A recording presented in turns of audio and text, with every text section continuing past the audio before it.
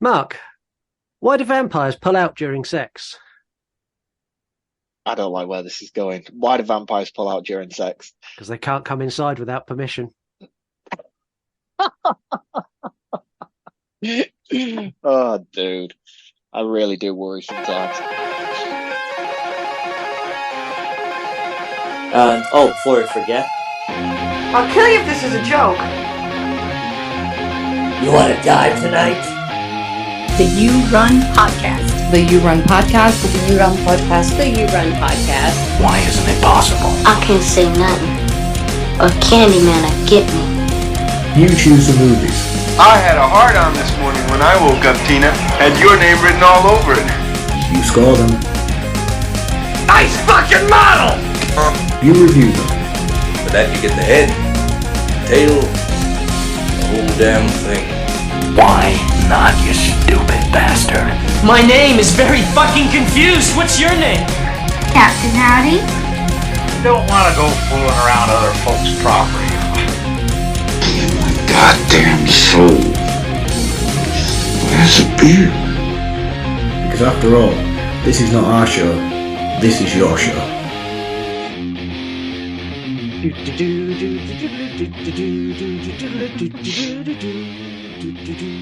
Hello and welcome to Horror Movie Review, part of the You Run Podcast Network and YouRunPodcast.com. We are an interactive horror movie review podcast. My name is Scott. My name is Mark. And if you listen every week, you'll know that I'm normally very upbeat. This week I may be very quiet because I'm still suffering with COVID-19 for the fifth time I've had it since it came out. I'm not a fan. No, man. You are suffering this year, are you not? It's a fan of the show, obviously. Not me. I'm staying clear of that stuff, man. I'm doing all right this year. Yeah, it's not good. So if I dip out and at any point I'm quiet and it's just Mark and our guest talking, that's probably because I'm off camera dying, coughing my guts up. But hey, we'll muddle through and I will be as upbeat and cheery as I can be. Like I say, we're an interactive show. That'll become apparent as we go through. If you want to get involved in future episodes, all you need to do is follow us at You Run Podcast on any of our social media. So that's Facebook, Instagram, TikTok, Threads, Slasher app, YouTube and X. If you don't want to follow the show, that's fine. But if you want to follow Mark, it's Reviews from the Crypt on Instagram and Slasher, and VHS from the Crypt on TikTok and Instagram. You can also send us an email, yourunpodcast@gmail.com, or record us an audio DM wherever that will let you do it. So any of the social media apps, go to send us a DM. If you see the microphone button, push and hold it, speak, then let go, and that sends us an audio message, and we'll play that on the air. If you like the show, leave us a review. That really helps. 5 stars wherever you can. If you're watching on YouTube, hit subscribe, hit the notification bell. Yay. Anyway, no messing this week because I'm ill. And yeah, Mark, we have a guest. Best behaviour today, please. Always on my best behaviour. That's what most of the time. Yeah, averagely. That's what I try. Yeah, it concerns me. Today's guest is a fabulous YouTuber offering literally a smorgasbord of horror entertainment. She is my co-host on Voices with the You Run podcast, and I am her co-host on a series called Remakes. She's outspoken. She's opinionated. She disagrees with literally every single horror take I ever had and ever will have. Please welcome You Run podcast member from January, one half of Voices from the Mausoleum, the incredible Angel. I think all you would have to say is I argue with you, and that's enough. I think that'll excite people. You got a round of applause. Hello. God, hi. Thanks for having me. I'm yeah, well, we'll see. Yeah, it's happy to be back. here. We'll see about the movie choice. When was the last time you was on? I can't remember what we did. Rec. No, we haven't done Rec on the show. Yes, we did Rec with Tasha, but we did something after that. Yeah, you Scream. Yes, No. you come up. Scream 5? No. 6. No, Halloween. What was it? Halloween Ends. Halloween Ends. That's right. Yes, that's why, because that is a very forgettable movie. In fact, I don't know why I brought that up. We don't need to open old wounds tonight. I think we should. Maybe we should review that again instead of this movie. No, let's not. Let's not do that tonight. What have you got coming up, Angel? Because your channel is ram-packed with loads of stuff, and I love putting you on the spot, and you normally expect this at the end of the episode, so let's do it now. Don't I make the same face every time you ask me that? Yeah. I always go, well, so I've got some pre-recorded stuff that's going to come out in December, but I'm actually taking December off. So just to kind of, it's such a busy time of year, and I have more kids in my life now than I did last year. And so just to kind of make it easier, I'm taking December off. But my co-host Steve, who is now my official 50% of Voices co-host, Steve, he's fantastic. He's got some stuff he's doing. He's going to pick up the series Influential, and then he's covering some horror TV shows that I don't normally have time for. And I think he's going to have a guest host for the Coffee Crips because I won't be around to do them, and a couple other things, but I'm taking the month off. So I'm focusing on finishing a book and family, and that's all I'm doing in December. Yeah. Well, reading the book or writing the book? I'm writing a book. It's nice. My deadline is this week. So, and you just started, did you say? Yeah, I'm a little over halfway done. It's going to be kind of it's just meant to be like a short fun book. It's going to be about Christmas werewolves. So, but it's due to come out the week before Christmas, and my editor / formatter is going to kick my ass if I don't get it to her soon. So I've got to wrap that up. But otherwise, I'm going to take a step back from content for December. Okay. Well, let's hope she's not listening to the show, because then she would know you've not been doing your homework at all. She, if it's who I think it is, she probably will be listening. Also, before we leave at the end of the episode, we're going to talk about the book you've got out now, and you're going to plug that. Oh, okay. You're definitely going to plug that because people need to go and buy that. This week, we are taking a ride along for an erotic tale of lust, love, desire, and vampirism. I seriously forgot how horny this movie was. This is Dracula's 51st appearance in a movie. This is the 51st adaptation of a Dracula film, and it is the horniest Dracula movie ever made by a country mile. It's one step away from softcore porn. Oh, no, I don't understand how you can forget those elements about this film. That's the only part of it that I actually remembered. Why am I not surprised? Starring Keanu Reeves, Gary Oldman, Winona Ryder, Anthony Hopkins, Richard E. Grant, and directed by Francis Coppola, it's time to get all seductive. To Bram Stoker's Dracula from 1992.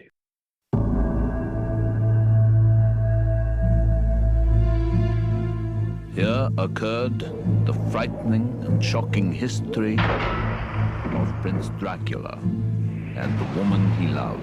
I have crossed oceans of time to find you. Ja, Dracula. There's a sinister, darker side to him. I find irresistible. I have never met any man with such a passion for life. He is unlike any man. What are you? Vampires do exist. This one we fight, this one we face, can take on many forms. He is both young and old. He can appear as mist, as vapor, as the fog. And he can vanish at will. My love. The power of his evil desire has no end. You've got to go to him.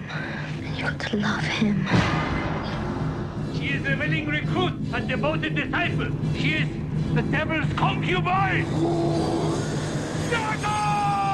Join me in eternal life. Your salvation is his destruction. I want to be what you are. I want to see what you see. I want to love what you love. Take me away from all this death.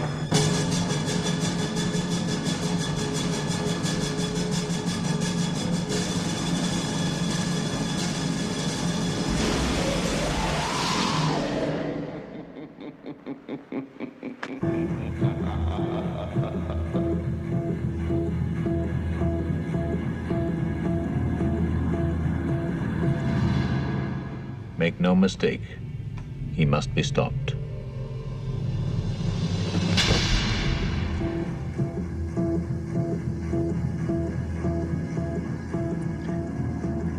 So the listeners score the movies, as everyone knows. They scored this at 8 out of 10. Letterboxd coming at 7.4 out of 10. IMDb coming at 7.4 out of 10. And Letterboxd come at 3.6 out of 5. So high scores across the board. On this rewatch, I was surprised their scores are that high. I think this is because people watched it once, scored it, and never returned. Yeah. It's been a difficult week for me with this movie. I'll be honest with you. I love it. I think it's great. I've grown up with this film. I've seen it countless times, but it was an effort. I'll be honest with you, to get through the amount of runtime that's in this movie and the least amount of stuff that actually happens within that runtime. So yeah, it was a bit of a slog. I'll be honest, to do my homework for this week. And that's a bold statement coming from a Lord of the Rings fan. Exactly. The runtime was too long. Hours with of not enough content. Exactly. I can dive into Middle Earth for probably 4 or 5 days straight and still not be bored. But yeah, it was a bit hard this week, I'll be honest. Angel nodding along. Both Lord of the Rings fanatics. Yeah. Those movies are great. I feel the same way about this. I think those ratings are nostalgia ratings. I think that because I went into this like, oh, I remember loving this movie, and then I was like, oh, okay, well. I think the thing is with it as well, though, when you put it down on paper, you've got an awesome, iconic director in Francis Ford Coppola. You've got an amazing cast. Yeah. And to be honest with you, it's a very beautifully shot film. There's not really much you can argue about that. The casting's great. It's just, I don't know why. It was a hard watch this week. And I don't know why. I felt it was me because I messaged you like the other day and I was like, dude, this is tough. This is really tough for me this week. And I was like, I don't know if I'm just not in the right mindset for it. No, and like, we're on the same page. Yeah. My response to you was, this is so long. Keanu Reeves' accent is so bad. I don't know how much more I can take. It wasn't so much the accent that did it for me. It was the talcum powder in his hair in the third act. I was just like, what are they doing to this dude? But it was different amounts every time. It was the camera would look at him and he's like super grey, and then it'll get away and it'll come back and he's like a little bit of grey. It's if anyone's not seen this, if anyone's not seen this before, a bit of a synopsis. A vampire who's been alive for centuries travels to England to seduce the fiancée of a barrister, Jonathan Harker, after living for years on his own. Van Helsing and a band of intrepid adventurers try to stop him, while Jonathan indulges in the interesting attractions in Dracula's castle. I think that's pretty spot on. We're a spoiler-heavy show. We talk about the movie at length. We hold no information back. I feel it's only fair that we hit you with a spoiler warning. We do have the best spoiler warning in all of podcasting, so here it is. You can read the fucking episode title and be like, I've never seen this. Don't fucking listen to it then. If y'all haven't seen it, that's not anybody's problem. Don't listen to the damn episode yet. Thanks, Heather. The Queen. Bless her. Yeah, bless her. She that I'm going to get her to re-record that for next year. I'm going to get her to do another one that's probably slightly more aggressive. Yeah, the more aggressive Heather, the better, I find. Yeah. Sometimes when she's on as a guest, I like to just goad her to see how far she'll go. Yes, I know. And then I'm left to try and fucking rope it all back together and make it an episode, not a row. Because she goes, man. When she kicks off, man, you do not want to be around for that shit. I'm glad that I'm in a completely different country sometimes, the way that we play her. We have, I can't remember what episode it was. There was an episode where you and Heather went on a rant. It was our Christmas episode where we done Jack Frost 2. Me and Elise sat there in silence for 20 minutes, and then I cut the whole lot when it went to air. Yeah, that was rough. That was an argument-heavy episode. That, considering you guys didn't even see the most of it either. No. I'm going to start this episode by saying this movie is beautifully shot. It has some incredible long, lingering shots and some very unnecessary, long, overblown dialogue scenes. We're going to give this a fair shake, but I am also going to skim a lot of these beautiful shots and a lot of these ridiculously long, drawn-out dialogue scenes where someone says something and there's a good minute before the other person replies with no reason at all, just so they can show us the beautiful scenery behind them. It irritated me a lot. Yeah, I get that. Yeah. I mean, first time watch, it didn't bother me in the slightest. I don't know why I struggled so much with it this time around. I would argue first time watch that you were a horny teenager and probably skipped most of those bits and stopped at certain points in the movie. That might have been why. I think the version when I watched it was about 15 minutes long. We open in 1462 with the narration of Anthony Hopkins and the story of an invading army coming into Transylvania. We meet Dracula, Gary Oldman, in the most amazing suit of armor ever put to screen. I love this armor. So cool. And when he puts like the wolf head on as well, and you've got the full sort of like Power Ranger get up, I was like, that looks amazing. He does. He looks, was it Zordon from the Power? No, not Zordon. Who was the baddie from the Power Rangers? Oh, Jim's going to kill me for not knowing the answer to this. It begins with a Z, Lord Zed. Yeah, that guy. Lord Zed. He looks like him. It's very cool. He does look like Lord Zed. I hope that's right. Before he goes out to battle, he tells his wife that he'll be back and they share a loving embrace. He goes off to battle. During the battle, one of the running away army fire an arrow through the castle window that says Dracula is dead. And his wife goes, well, I can't live without him, and throws herself out the window with no point thought she'd wait for someone to confirm whether that was true, wait for one of the runners to come back and report to the castle. Just takes the word of a random arrow letter. And considering the height she jumped from, her corpse looks pretty impressive, to be honest. I was thinking the same. Just that little tiny bit of blood. Just the smudgest of blood there. And I was like, yeah, you fell off a cliff and you look pretty decent. Yeah, she went off a cliff, bounced off a couple of rocks, hit the water, and then the druid-type people fished her out, stuck her on the altar, and she is pristine. Pristine, yeah. It looks amazing. But hey. Yeah, it works. Dracula arrives back from the castle and finds that his beloved woman has died.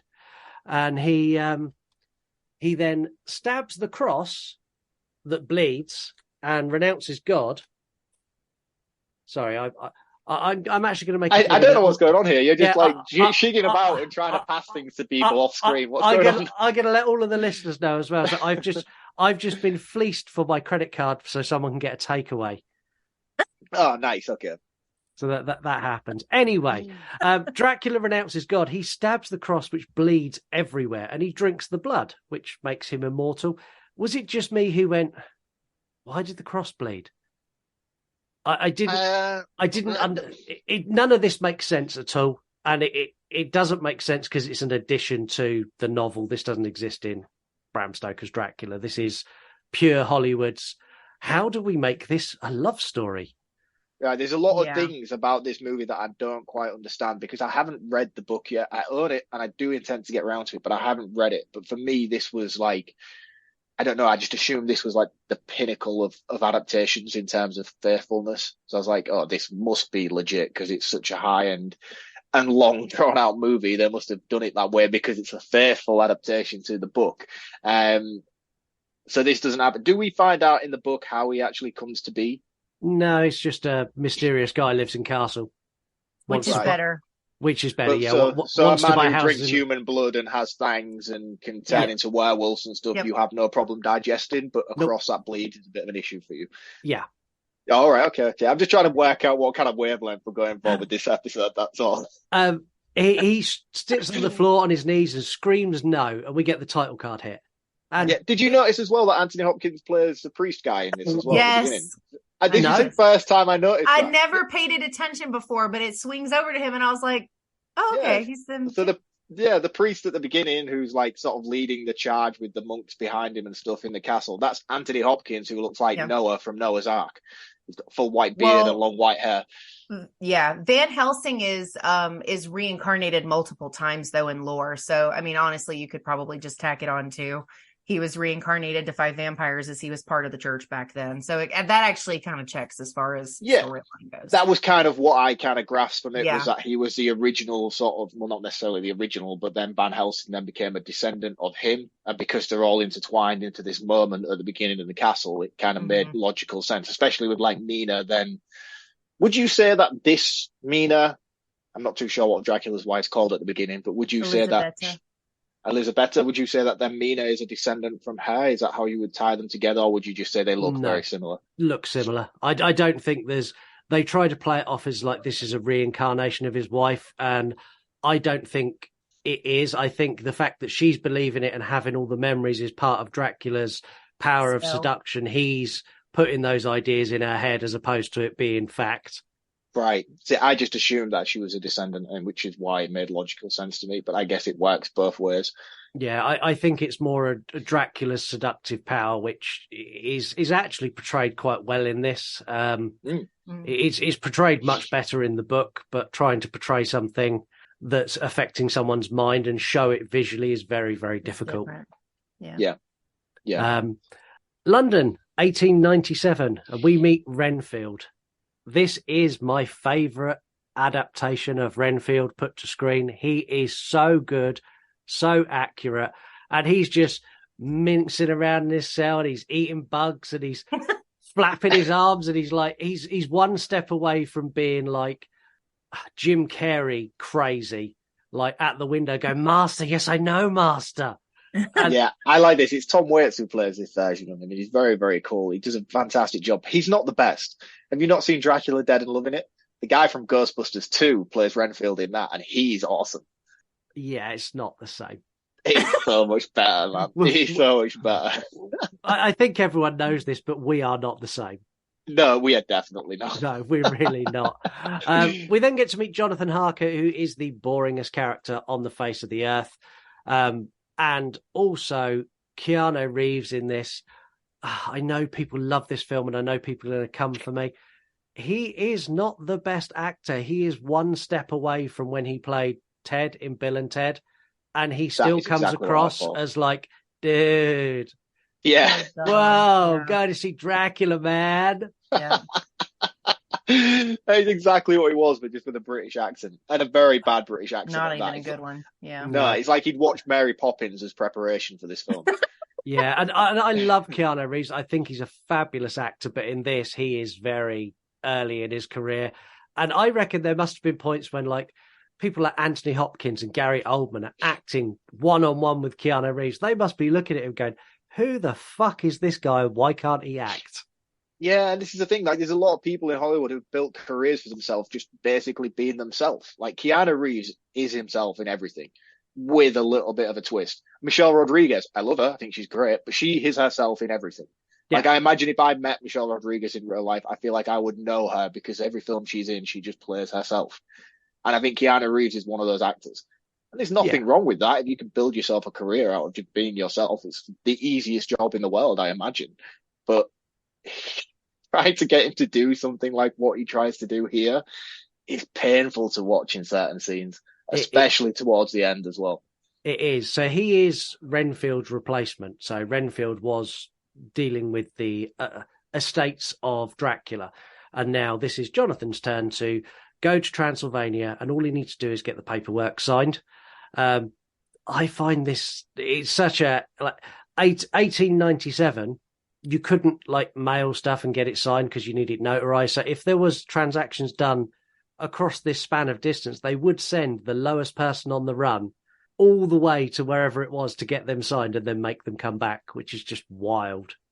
See, this is what I don't understand, because I always assumed that the Jonathan character was a Renfield character in in the Dracula story. Is this correct by the book, the way that it plays out here? Is it Jonathan who's in the book who goes to get the paper signed and stuff? No, in the book, so Jonathan Harker is kind of a footnote in the movie. He's a main character in the book. Like, you don't get, and that's what I was going to say. Like, I think the acting is rough, but I think a lot of the reason that character kind of fails to be captivating at all is also bad writing. Like, I don't think they wrote his character.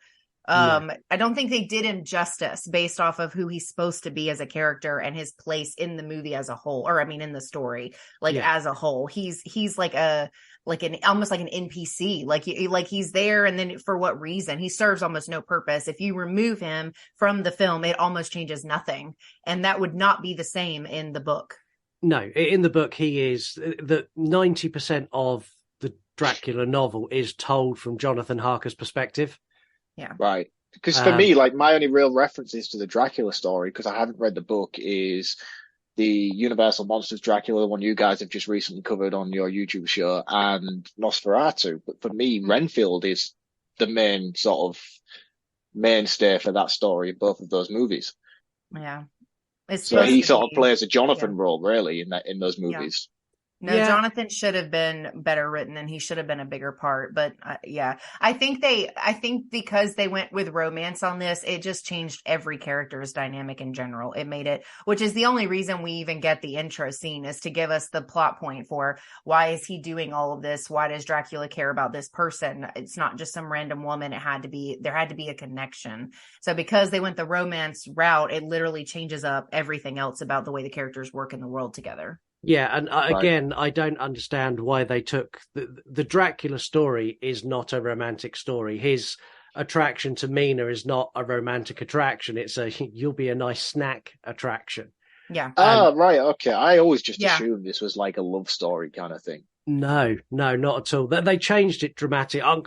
We need to stop talking about the book, otherwise we're never going to get through this movie ever. This has got such a long runtime, and we're like 8 minutes into the movie and like 30 minutes into the episode. But the thing is, I'm more curious about the differences between the movie and the book than I am about this movie. So can we not just stick with that? Okay, well, we'll work through as we do it. We meet Mina. Again, Winona Ryder in this is a bit nothingy. No, don't you use the Lord's name in vain. I love Winona Ryder. So do I, but in this, she's not great. She's very one-dimensional. And again, I know that's how she's been written, but her and Jonathan Harker are the two down points in this movie for me. They say goodbye, and as they're having a little smooch, we get a feather of a peacock come up, and we get one of the coolest transitions ever, where it goes to the eye of the peacock's feather, and then comes out of a tunnel.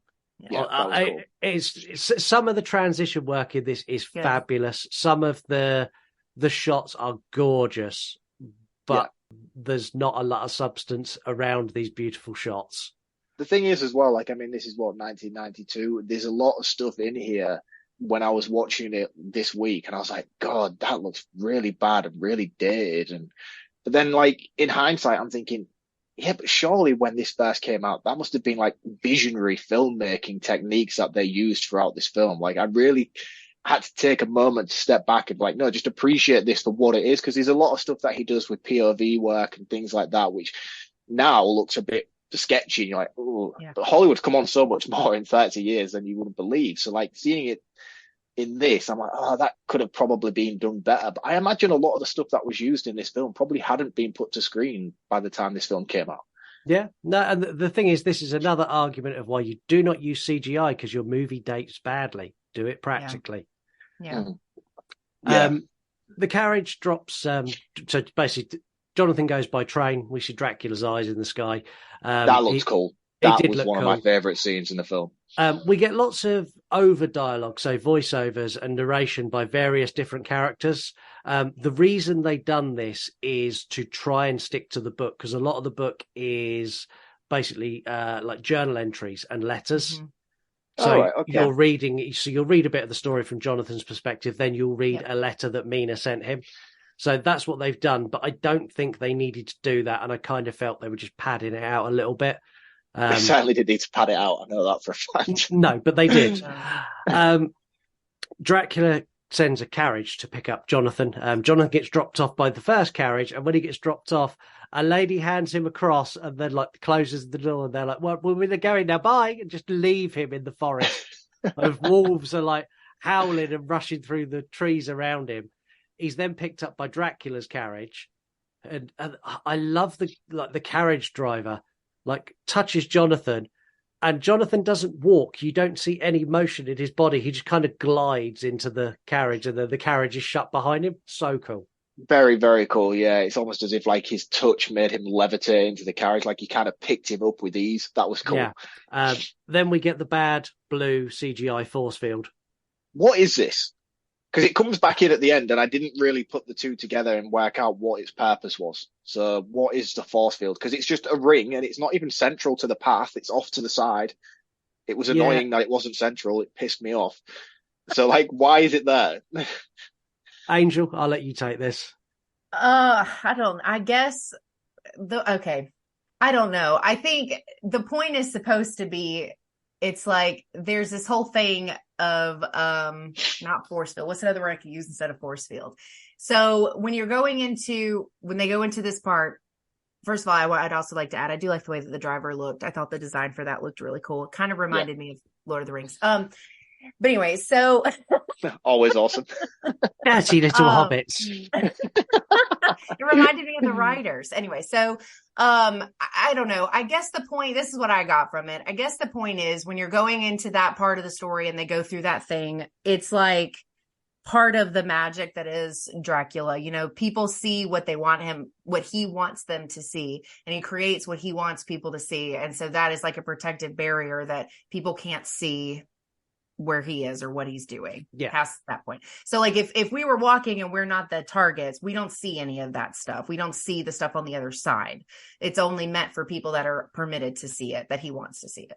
Yeah. But see, that would have made more sense then if it was like a wall across a gate rather than just a random floating hula hoop in the middle of the path. Not even in the middle of the path, to the side of the path. Because it wasn't even in the middle. No, it wasn't. But I think that was the point, that's what it's supposed to represent anyway. Yeah. Right. It's like the dark version of the North Pole. Right, okay. We meet Dracula. I think he looks great. Take his boob haircut to one side. He looks fabulous. I love the fact they do some nods back to Nosferatu with the shadow play on the shadow walls. Plays amazing. All of that was done practically. How they managed to shoot some of those shadow scenes and have him in full view and the shadow pass behind him is incredible. And I don't know how they managed to achieve that, but it's brilliant. Lights. They did it with lights. They did do it with lights. Did you work that all on your own? That's how shadows work with lights. That's how they done it. I've been to school. I know stuff. Dracula tells him he doesn't eat, sits him down for dinner, and he hits us with the line, he doesn't drink, he never drinks wine. And again, famous line. I love the fact they used it. Dracula starts telling Jonathan, so Jonathan notices a portrait on the wall, and Dracula's he's basically telling the story of the Crusades. Yep. And Jonathan kind of has a bit of a joke and a laugh at Dracula's expense. Dracula loses his shit and pulls a medieval sword on Jonathan. I would be going home right now. I missed what he said to offend Dracula, but he was super pissed. I was like, what have you said about his mother? Because it was that bad, the way he reacted. Yeah, he basically said something like, the Crusades didn't work out very well for you. This bloke's like, that was my ancestors, but it really wasn't. It was him. Yeah. Okay. But yeah, he does. There is no question that Gary Oldman does insane, angry, really, really well. He's done it in so many productions, and in this, he took it to another level. In fact, him and Anthony Hopkins are the standouts in this by a country mile. Yeah. Gary Oldman can do no wrong in my eyes. I think he is one of the most phenomenal actors to come out of Hollywood. I think he's amazing. So his range as an actor is just amazing. I mean, you take him in things like this, and then you take him from Hannibal, as I completely forgot the name of the character he plays in Hannibal now with the complete prosthetic scar makeup. He's amazing in that. And then to get Commissioner Gordon in the Batman trilogy, it's like, what the hell? I mean, this guy is just incredible. And Fifth Element, he was great in the Fifth Element. Apart from his haircut, he plays a good villain. He's really good at playing a villain. Yeah, but he plays a great hero as well. That's the thing. Does. I think he's just a fantastic actor all around. Yeah, he is. And so's Anthony Hopkins. I mean, Anthony Hopkins in this is so crazy, Anthony Hopkins. And then he'll go from this and he'll do something that's so straight-laced and deadpan. I would say Anthony Hopkins probably had a whale of a time filming this, because I don't think in fact, we'll get to facts. He didn't stick to his script at all. He just done what the hell he made wanted. Up a bunch of stuff. Yeah, it kind of. I got that from this movie. You can tell. Yeah, he obviously read the script and went, I don't like that. I could do better. Just let me cook. Let me cook. I got it. That's what he done. I like the way that he doesn't try and do any accents either. He just is Anthony Hopkins. Mm-hmm. Yeah. The paperwork's complete, and Jonathan now should be able to go home until Dracula spots a picture of Mina, photograph of Mina, who looked like his wife. And then he tells Jonathan very uncomfortably, "You must now write letters to your friends and family and colleagues to say you're going to stay here for a month to teach me the ways of England." Again, no.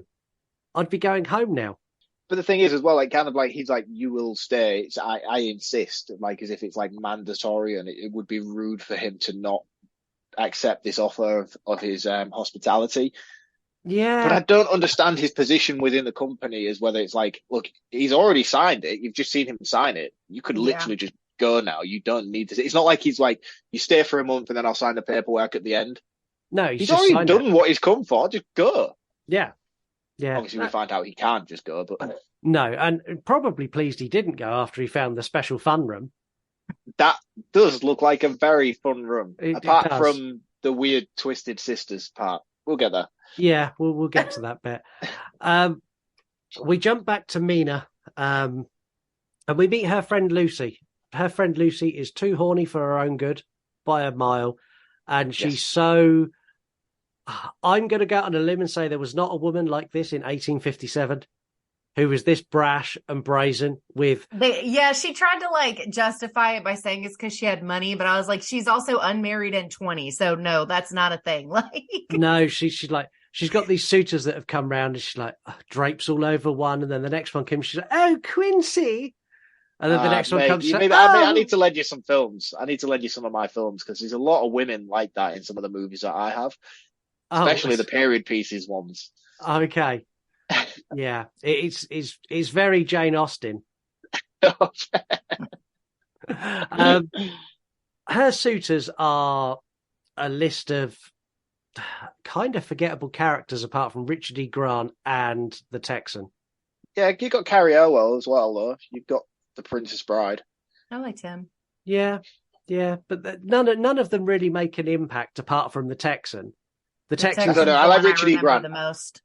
Yeah, but I recognize him from movies as well. Like he's one of those faces where I've seen him in so much stuff, but then like I can't place what I know him from, but I recognize his face. No, he's one of those actors who's probably been in 100 movies and just always been a bit part. I mean, in this, I don't even know his name. I've got him down as Tex. Yeah, he's the Texan. Yeah. We see Richard E. Grant now is also not just one of the suitors. He's the doctor at the asylum. Mental health care in the 1800s was not good. He's shooting up opium for a start. And then he's talking to Renfield. He's like, "Why'd you eat the bugs?" He's like, "Oh, they give me life." He's like, "How about if I got you something bigger like a rat?" "Oh, a rat would be good." "How about a kitten?" "A kitten would be amazing." "How about a cat?" "Oh, I would love a cat."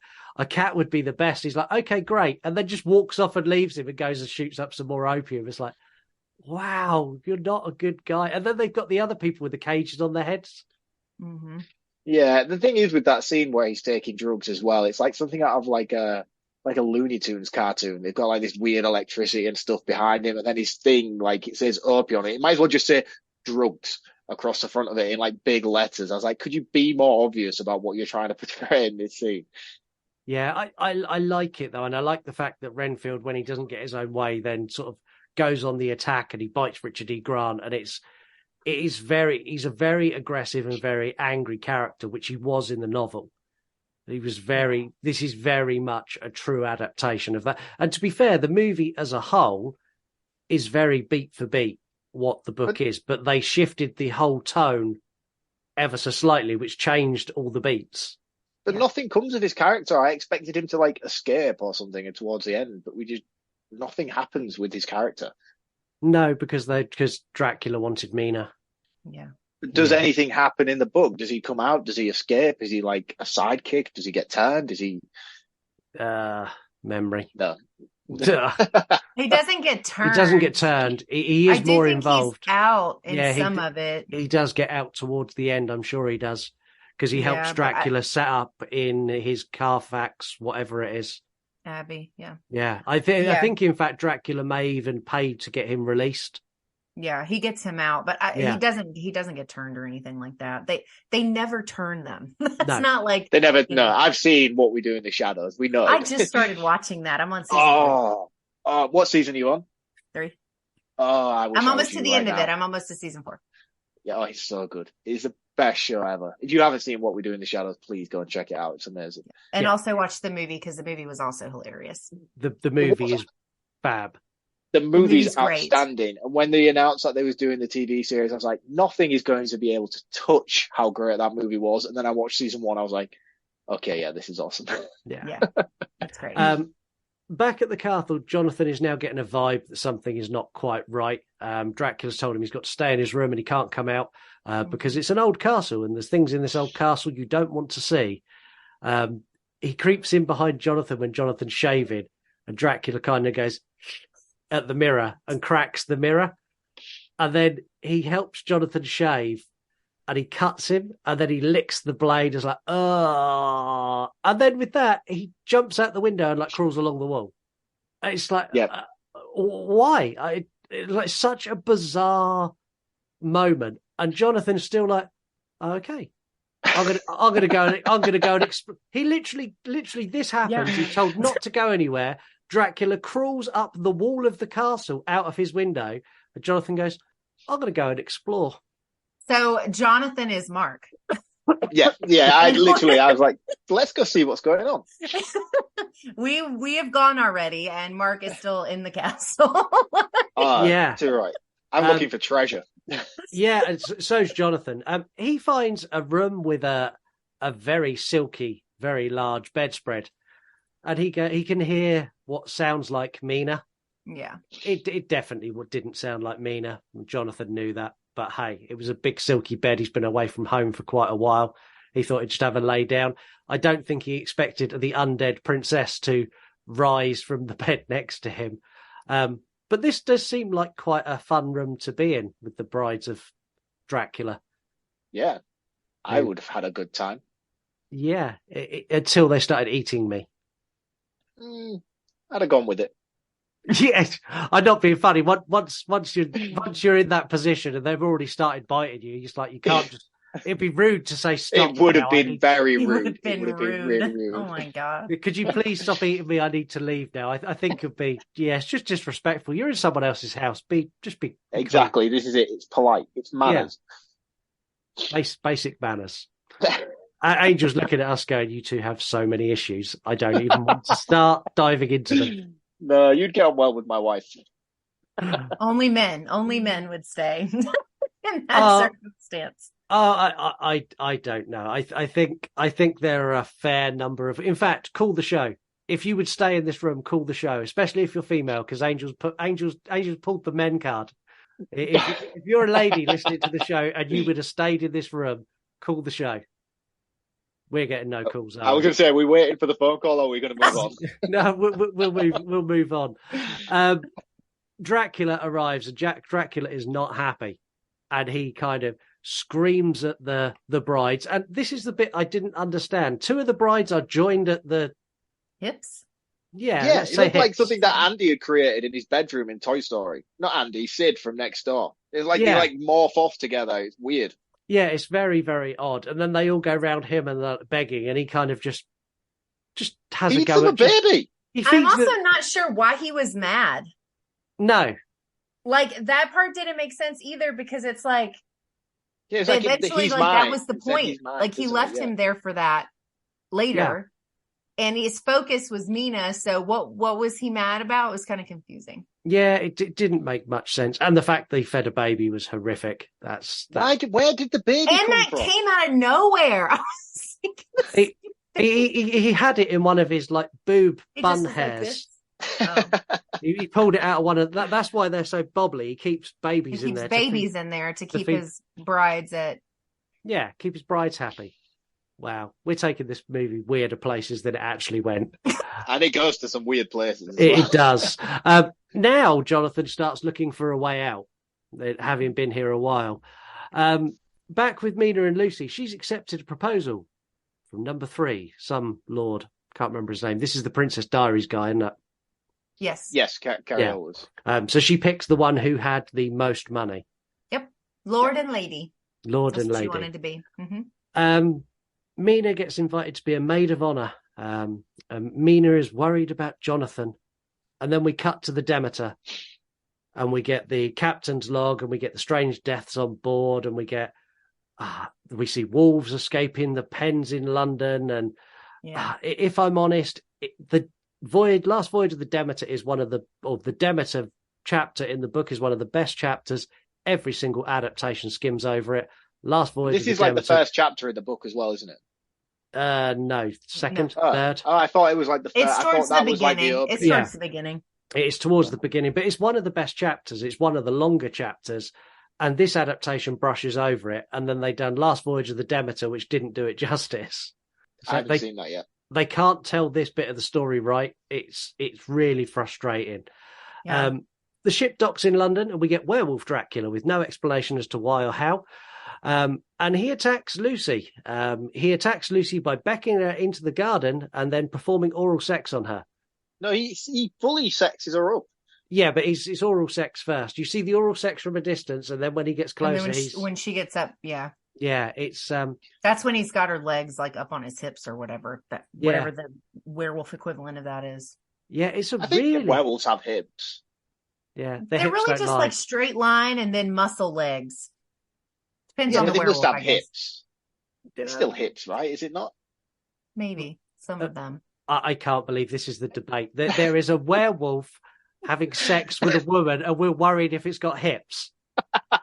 That's the issue we have. These are the facts that we need to provide to people on this show. It's got to be an authentic podcast. We need to have the facts.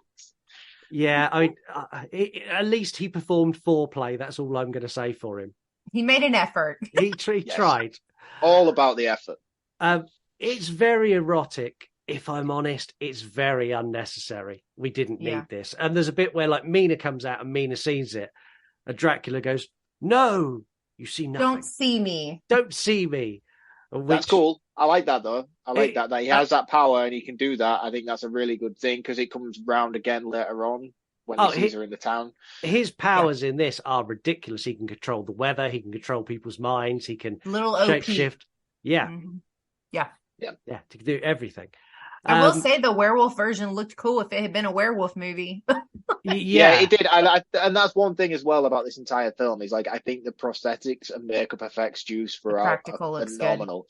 Like the way that they're not de-aging, but aging, I suppose is the word that I'm looking for to make Gary Oldman look as old as he did, and it's just phenomenal. It really, really is better than most Hollywood movies today, I think. Yeah, when they do this kind of stuff. Yeah, I agree. Anthony Hopkins arrives and tells us all about vampires. I cannot tell you how great Anthony Hopkins is in this. He is so batshit crazy. I love it. And doesn't follow like a normal speech pattern with people. People will be talking and they'll ask him a question and he doesn't answer it and just talks about something else, and it's fabulous. It's almost as if he's constantly drunk. Yeah. Yeah. Yeah, maybe he was. Maybe he was. I was going to say maybe he was. Dracula is now in London and pops out of a box as young, hot, topless Gary Oldman. Awesome. Yeah, did he need to pop out of the box? Surely he needs that box. He just burst out of the box, bare-chested and hair flowing. Yeah, he looked awesome. I'm like, his hair was so pretty. I love the waves. Yeah, beautiful man. I mean, the thing is as well, like, so when he was on the Demeter, that was when he was eating all of the cast and stuff like all of the crew. Yeah. So, like, I don't understand. Could somebody explain to me his sort of rejuvenation process? Because he was very old in the castle, so he's obviously isolated. He doesn't have a constant blood flow. So then he got on the Demeter, eating all of everybody on the ship. And now he's like super hot and handsome and young. Yeah. Is that how it works? There's that. There's also the element of Dracula is a shapeshifter, so he can manipulate himself to look like other people. Why the fuck would you choose to be like 900 years old if that's what you could do? Maybe for when Jonathan visits, an older gentleman is less intimidating than a young, hot Gary Oldman. I think that's one take. I think the other take is it's kind of a combination of both things. It's like the mental side of it, like his powers or what he can and can't do. But he also still has to have enough energy to do those things. Those things take energy. And when you're living in a castle by yourself, living off of babies, I guess, it's not as effective to achieve that level of appearance. Yeah, and he does look great. He really, really as does. well, actually, while we're on this point, before we're here, like, what's with the moving of the soil? Is the soil some sort of form of source of his powers? You really don't know? He needs to rest. No, I don't know. Dracula needs to rest in the soil of his homeland. Just like in What We Do in the Shadows. That's from Dracula lore. Yeah. Okay. I just didn't understand. It was like, oh yeah, I've got these little trolls. If they go somewhere without it, vampires, if they go somewhere without the soil of where they're from, they can never leave where they are and they can't rest. They have to have it. Right. I'm not a big vampire guy, so I didn't understand that. Yeah. Like, even so when What We Do in the Shadows, it was more like a throwaway. That's where the show got it from. They got it from Dracula lore. Yeah. Right. So he has to have that soil with him in order to sustain his powers. Yes. Yep. Right. Okay. Of course. Why not? He is the best dressed gentleman in the entirety of London his glass. He does look the part. He approaches Mina and tries to chat her up, and she blows him off straight away. He then wins her over. Part. Yeah, like, I was like, go, Mina. She's like, bye. I am married. Not interested. Yeah. She then caves, and they go to the cinema. What a bad first date. That's the first date protocol, is a cinema. No. Not that type of cinema. Did you see what was playing? Yeah, that was like a porn cinema. Yeah. Oh, okay. Yeah, that's a bit awkward. But like in general, the cinema is like the best first date you can go to. So you can have your weird interaction at first, and then if you're not necessarily feeling each other, you don't just have sat to in a interact. black room for like 2 hours, and you can make your swift exit straight away. So like cinema is a perfect first date. Yeah, and if it works and you like each other, you go for drinks afterwards and continue the date. If not, and it's all gone to shit, yeah, see you later. No, perfect first date is ice skating. I love ice skating, but if you're ice skating with somebody who's like not really your bag, it's a bit awkward. Why is that ideal? That's ideal because you can see if they've got a good sense of balance for a start. First of Why all, is I'm balance awesome and pivotal? I don't have any sense of balance. Yeah, I'd get and weeded Adrian- out, but I'm just Yeah, Adrian in Rocky has no balance. No, ice skating is a good first date, and it's lots of fun, and you fall over a lot, and you laugh a lot, and it's a good environment to have a conversation. you could see too how angry they get when they fall and decide if that's something you want to invest in. Ice skating is a very good indicator of what sort of person is, even to the point when you suggest it, lots of people go, no, that's not my cup of tea. And then you go, okay, well, thank you. It's nice talking to you. That's never mind. I would argue video gaming is another one, because when you play video games, you become someone you're not aware of. And so it can be. I like the way you're owning that. It can matter, like I just went through this recently. It was like, you were kind of mean. I was like, I'm really sorry. I just didn't want to die. I leave characters out of safe rooms in Left 4 Dead 2. I don't care. That's brilliant. Before we move on, I need to understand what your focus is on balance, and why is that such a key factor to you in a first date? I don't understand where you're going with this. Well, I don't know. It's just something I've always done. That's always been my first date go-to. What, so you're really into balance? Yeah, balance. That's your thing. Balance is a thing. Lisa has no balance. Well, see? What? Terrible at ice skating. But went on the date, and it was lots of fun. Right, okay, but because she didn't have a keen sense of balance, you two are now getting married.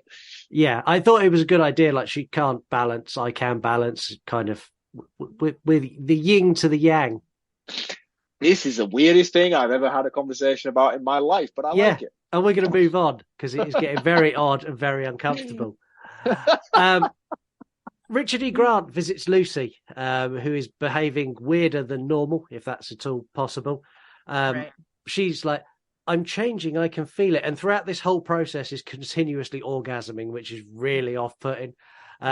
Richard E. Grant does the only sensible thing he could do is just sedate her. He's like, your constant moaning is annoying me. Go He's to like, sleep. shut up. Yeah. As she's falling down, she's like, Tex, you're here. Let me give you a kiss. And he's like, no. Sure, why not? And then her actual fiance arrives. And it's like, what's going on? Why are you all around my fiance? Why have you sedated her? And she constantly has her boobs out all the time, by the way. Yeah, she does. In a room full of men.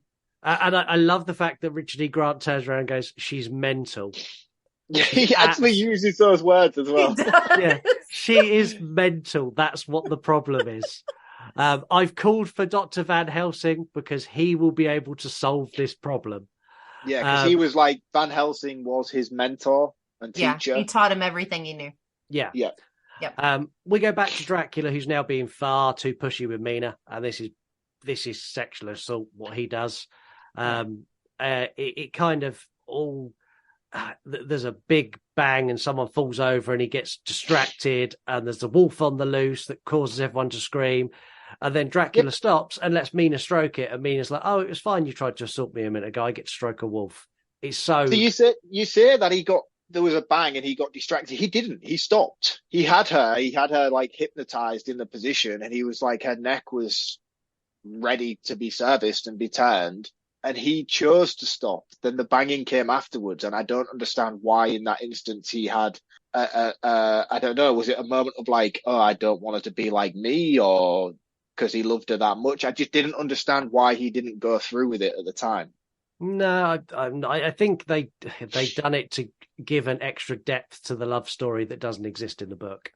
Yeah, they toe this very interesting line between abuse, like romanticizing abuse, and then like being somebody's soulmate. And it's like these moments where he's like, he says these things that you'd be like, oh, that's really sweet. But then you have to remember all the other shit that he's done and is continuing to do to not only her, but the person she was supposed to marry and supposed to be in love with. And it's like, but they skirt this line. Yeah. So he pushes her to the floor and he's like really forceful with her. And then 2 seconds later, he's like, I've crossed oceans of time to find you. Stroke my wolf. It's too much. It's like over romanticizing the monster, which happens a lot with vampires, but was really uncomfortable in this because it like happens so fast. Like it's on and off the whole movie. Yeah. See, the way I perceived it was more a case of free will, and he wanted her to have free will in the situation, because obviously later on, it's not a case, she's actually asking for it, as opposed to him hypnotizing her and making her do it out of his will as opposed to hers. So but at that time, he'd already been in her mind so much. How could she even possibly know what she really wanted? This is very true. It's like, oh, you can have free will now that I've completely fucked you over. Yeah. It's a weird balance. It's okay, though, because Van Helsing turns up to give us a long talk about STDs. It is fabulous. He's like, it's a sexually transmitted disease she's caught. She's caught it from a vampire. Instantly knows it's a vampire. Yep. And is genuinely excited. He's like, it's a vampire, big beaming grin. And everyone's like, is that bad? He's like, yeah, it's the undead. It's terrible. And he's grinning the whole time. He's like, this is so cool. Yeah, in this moment, I was like, you have spent your entire life talking shit about vampires and no one has believed you, and this is the first real case you've encountered. And you're like, oh shit, it's happening. This is real. And he cannot contain it. Jonathan is still in the lady sex room, and he's tried to escape numerous times, and he says that he's going to try one more time, and if he doesn't get out this time, he's basically just going to give up because he's got no life left. Van Helsing arrives at the house as Dracula leaves Lucy's room, and he spots the puncture wounds on her neck, and he gets Richard E. Grant to give her a blood transfusion, and just before he does, her fiancé comes in and goes, you can do it. And it goes to them being outside, and then basically she's had the blood of 5 men, and Van Helsing's like casually smoking a cigar, going, yes, there's some things in this world you don't understand. He's such a cool character. Oh, yeah. And then he does that thing with the illusion, and he's like conversating with them, and they're talking about, I can't remember what they're actually talking about, but then he like just disappears, and everyone turns around like, oh, holy shit. And then he's like stood behind a statue. He almost just pops out and goes, ta-da! Yeah, it's so good. And then you've got Dracula and Mina on another date, this time drinking absinthe. I love absinthe. It's a wonderful drink. It's incredibly strong and very difficult to get hold of here in the UK. Not a good dating drink, not with a guy like Dracula. This stuff is like 90% proof. Yeah, I don't even think drinking water is a good drink to be drinking when you're around Dracula, to be honest with you. This is very You cannot blame true. this on the Acula. This is where Mina starts feeling that she knows him, and she's having flashbacks of her previous life, which is just Dracula messing and manipulating her thought process to come round to his way of thinking. We quickly jump. So, are we going to go on the path then that we're going to say this is not actually her previous life, and that this is Dracula's interference, and he's manipulating her into thinking that that is who she is? Yeah, I think so. I think it's intentionally ambiguous. I think that those of us who had vampire phases a little bit later in life, this was like our basis for over romanticizing things that shouldn't have been romanticized. So I think it's intentionally ambiguous so that people will walk away going, yeah, this is nonsense. He's awful and he just ruined her life. And then the people that are meant to kind of dive more into the romantic side are walking away going, oh, they find each other in every life. It's like, oh my God. Yeah. Yeah, I mean, like, that side of it's really cute, and I'm kind of rooting for him if you think about it like that. Yeah, and they do kind of play it off like that, but that's not what I take from it. No, that's not my take. As an adult who rewatched it, no. But when I watched it originally, back when I was a lot younger, I did buy into the romance side. Of, you see, I'm still proper emo then. Yeah, he's like letting her choose, and yeah, and as someone in their 30s, like, no, that's not what's happening. Yeah, but I'm someone in my 30s, and I'm still listening to My Chemical Romance, and I was like, these guys, they're destined to be together. Too. Yeah. Oh dear. I'm someone in my 40s, and he was purely manipulating her. Okay. I'm with Scott on that one. I definitely think that's what's going on. We quickly jump to Jonathan, who is now escaped, and he's free, and he's found his way to a church, and he sent a letter to Mina telling her to come to Transylvania so they can be married immediately.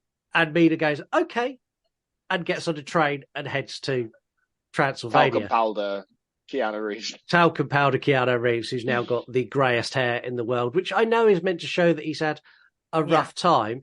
But how well they aged Gary Oldman to how badly they aged Keanu Reeves. It's like, did the special effects team have a day off that day?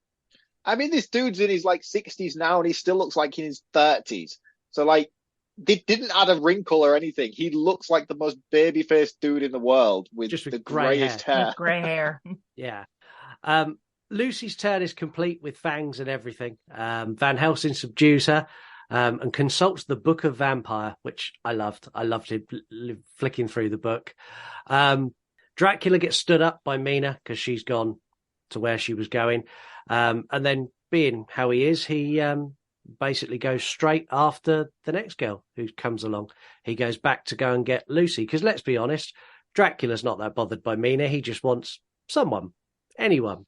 Why was he moving to London if it was not just to get lots and lots of London ladies? So he was moving to London anyway. Yeah.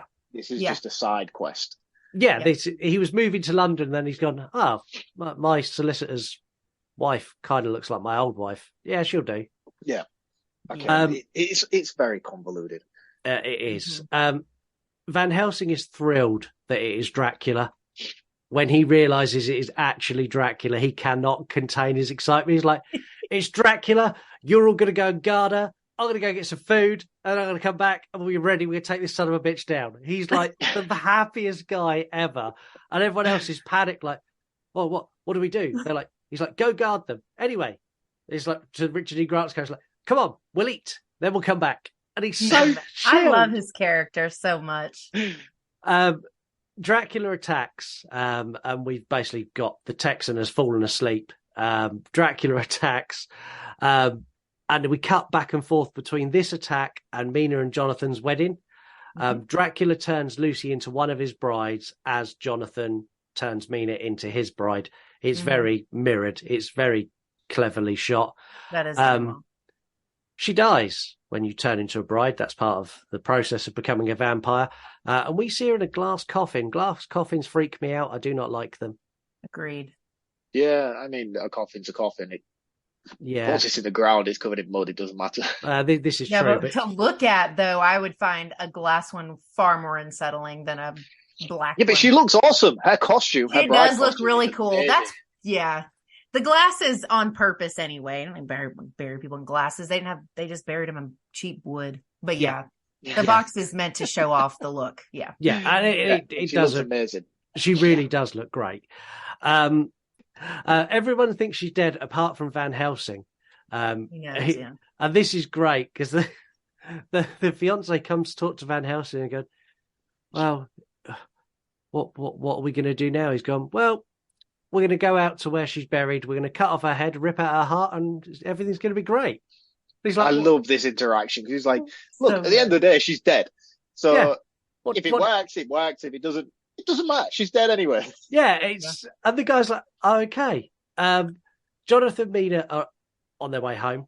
And basically Mina complains a lot. Now she's with Jonathan. She's like, they're back in London. She's just having a moan and a moan and a moan. And I don't get it. I know it's because like you hear this voiceover from Mina where she's like, I just hope I see my wonderful prince again. It's like, you've just got married and you're already eyeing up an affair. You've been married for less than 5 hours. What is your problem? It doesn't make marriage look good, to be honest with you. No, it really doesn't. Van Helsing and the three men head to Lucy's crypt. In my opinion, one of the best scenes in the movie. You see Lucy carrying a toddler, which in the novel is a really big thing.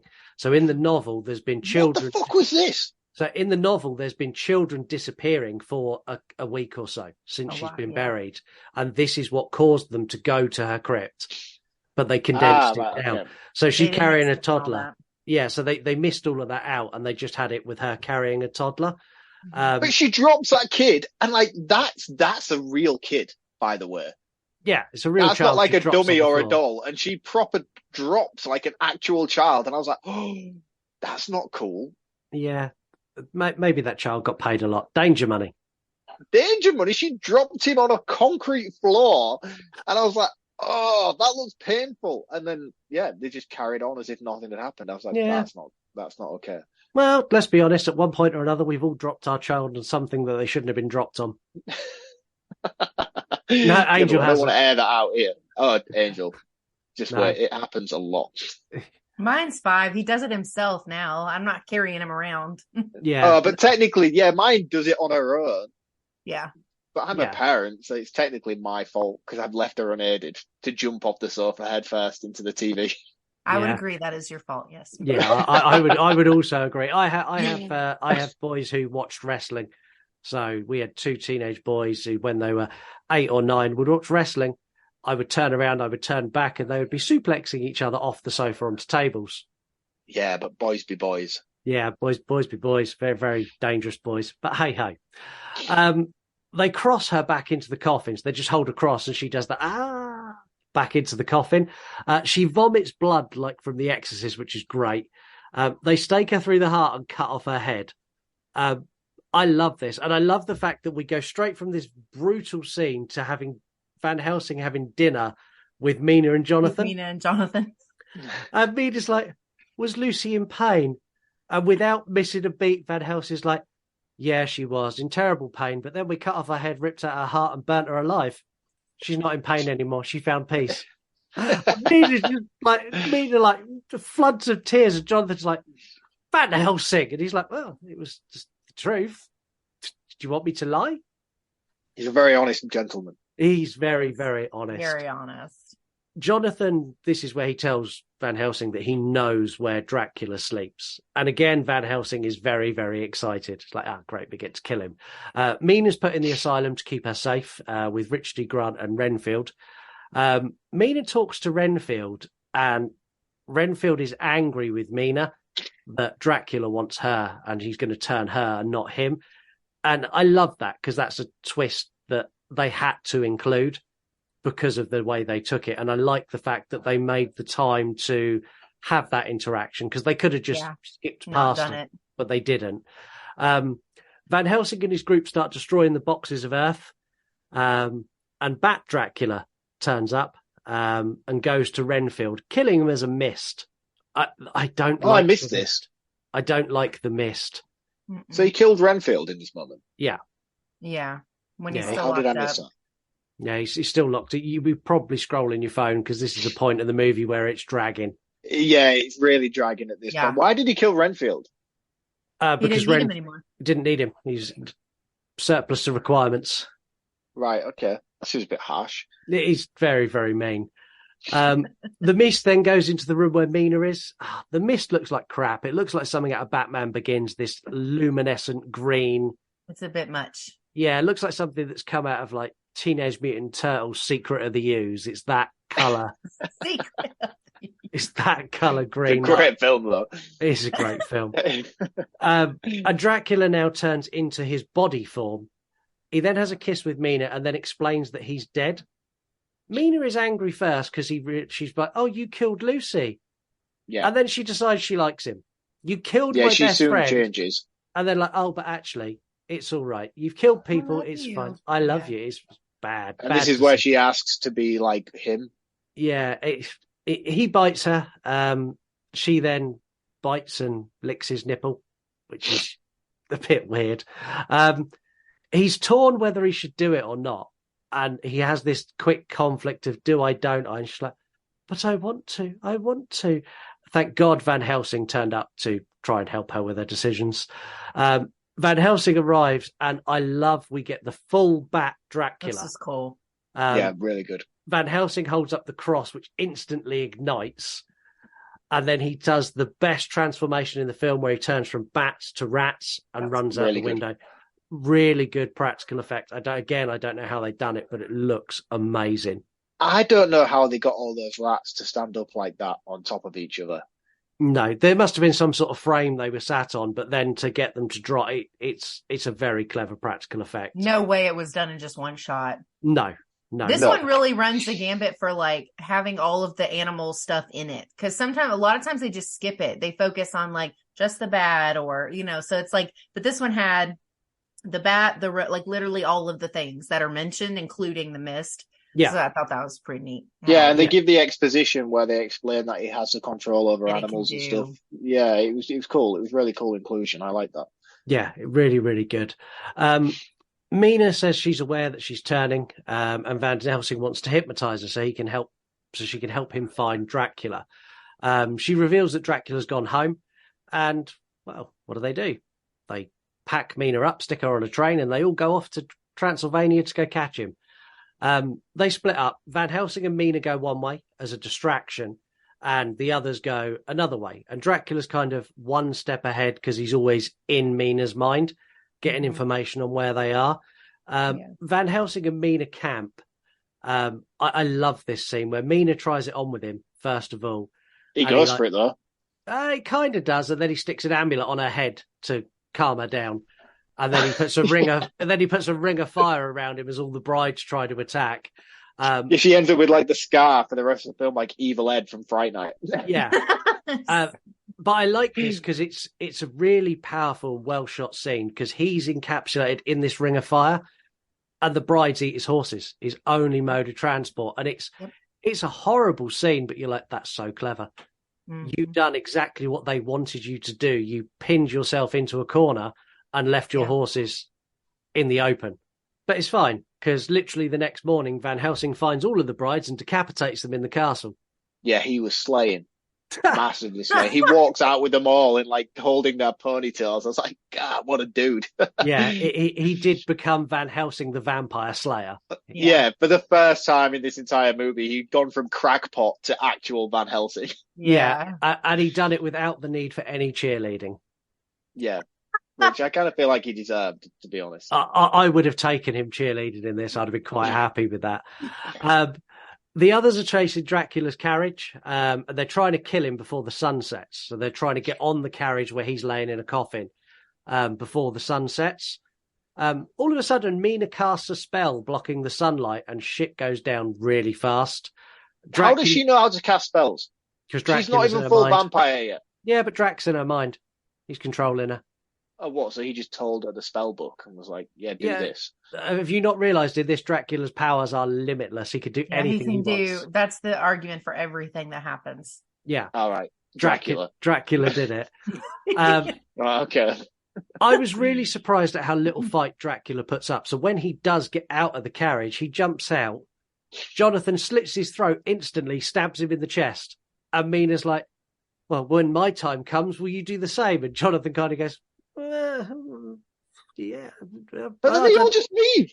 Yeah, they all just leave and leave Mina and Mina and Dracula like there. Van Helsing's like, yeah, let's finish this. Let's take him down. And he's like, no. Her journey has just begun. I'm like, what are you talking about? Yeah. Like, what are you even talking about? This is like the climax of the movie. Yeah. And never mind. We'll catch him on the next episode. Yeah. What do you even mean? Let's go. It's the fact that Mina drags him in and she sees him die and she sees him as a monster version. She kisses him, which is gross. He dies and then turns into young Dracula again, asking Mina to give him peace, which she does by stabbing him. She kisses him one more time before cutting his head off and freeing herself from the vampire curse. We close with Mina looking up at a mural on the ceiling of Dracula and his bride. It is the most underwhelming ending after 2 hours of build to get to the ending. And the ending, they kind of go, that'll do. My immediate reaction was like, Jonathan is going to be pissed when she gets home. Because she is going to go home and she's going to go. Well, where else is she going to go? They still have lives to pick up. Yeah. Yeah. I was like, man, if I was Jonathan, I'd be sat there in my chair waiting. Yeah, how does that whiskey in hand? I'd be like, yeah, you fucking know you're coming home, and I know what shit's gonna go down when you get through that door. How does that conversation go? Yeah, well, I know that I kind of had an affair with the king of the undead, but I think let's just go back to our bland beige life.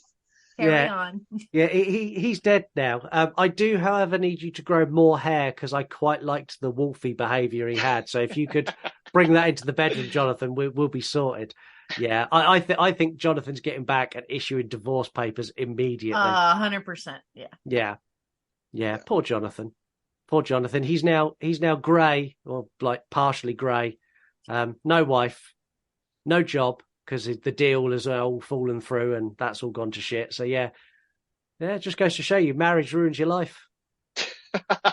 If there is one takeaway from this episode, marriage ruins your life. We're going to have a bit to say in our roundup of this, but let's find out what everyone else thought of it. Well, I think it's time for 3-word review. Yeehaw! 3-word reviews are back with a vengeance after a couple of lean weeks where you've all had some time off and you've only been giving us 1 or 2. This week we got a lot. Over on X, Leprechaun81, Dracula's weird haircut, and that's Imitation Dave. We've got Rex Edge 12867, my top 3, and they're a political account, so political accounts listen to us too. Over on Threads, we got Pod War, Too Horny Grandpa, and believe it or not, they're a Disney film podcast. Bearded Amoeba, Sadie's Frosty Nipples, and they're a film buff and a mixed fandom account. Over on TikTok, Tracy Gen X, Immortal Love Sucks, and they're a mixed fandom. The Horror Weirdo, Keanu Reeves accent, and they're a horror account. Star Week, yeah, exactly. Star Week, but Bloody Obsessive Love, and they're a mixed fandom account. Instagram took it home this week. Nate Mayer, Old Person's Twilight, and they're a writer. Heather, Wednesday Wine and Horror. It's not Twilight. No, it's not. How would I have guessed that Heather would have been involved in a vampire episode? Yeah, exactly. Hamilton Shelby, Tithead Wig. They're a writer and web designer. Mike, the Movie Misfit, Horny Horror Fuel, and they're a horror account. Rowan J. Aardvark, Chest Licking Goodness, and they are the Aardvark and Magic Mossy Do Red Dwarf, and they're part of the You Run Podcast Network as of January as well. And then we've got Scream For Me Pod Show, Best Dracula Ever, and they are a Scream podcast. Mark, it's that time of the show. You get your notes, I'll hit the music. Oh, it recommended account.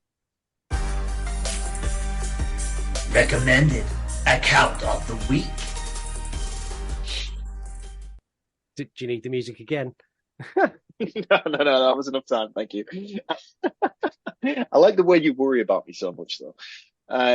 So this week's recommended account is Dean of the Dead Official. You can find them on Instagram at Dean of the Dead Official, or you can find them at deanofthedead.com.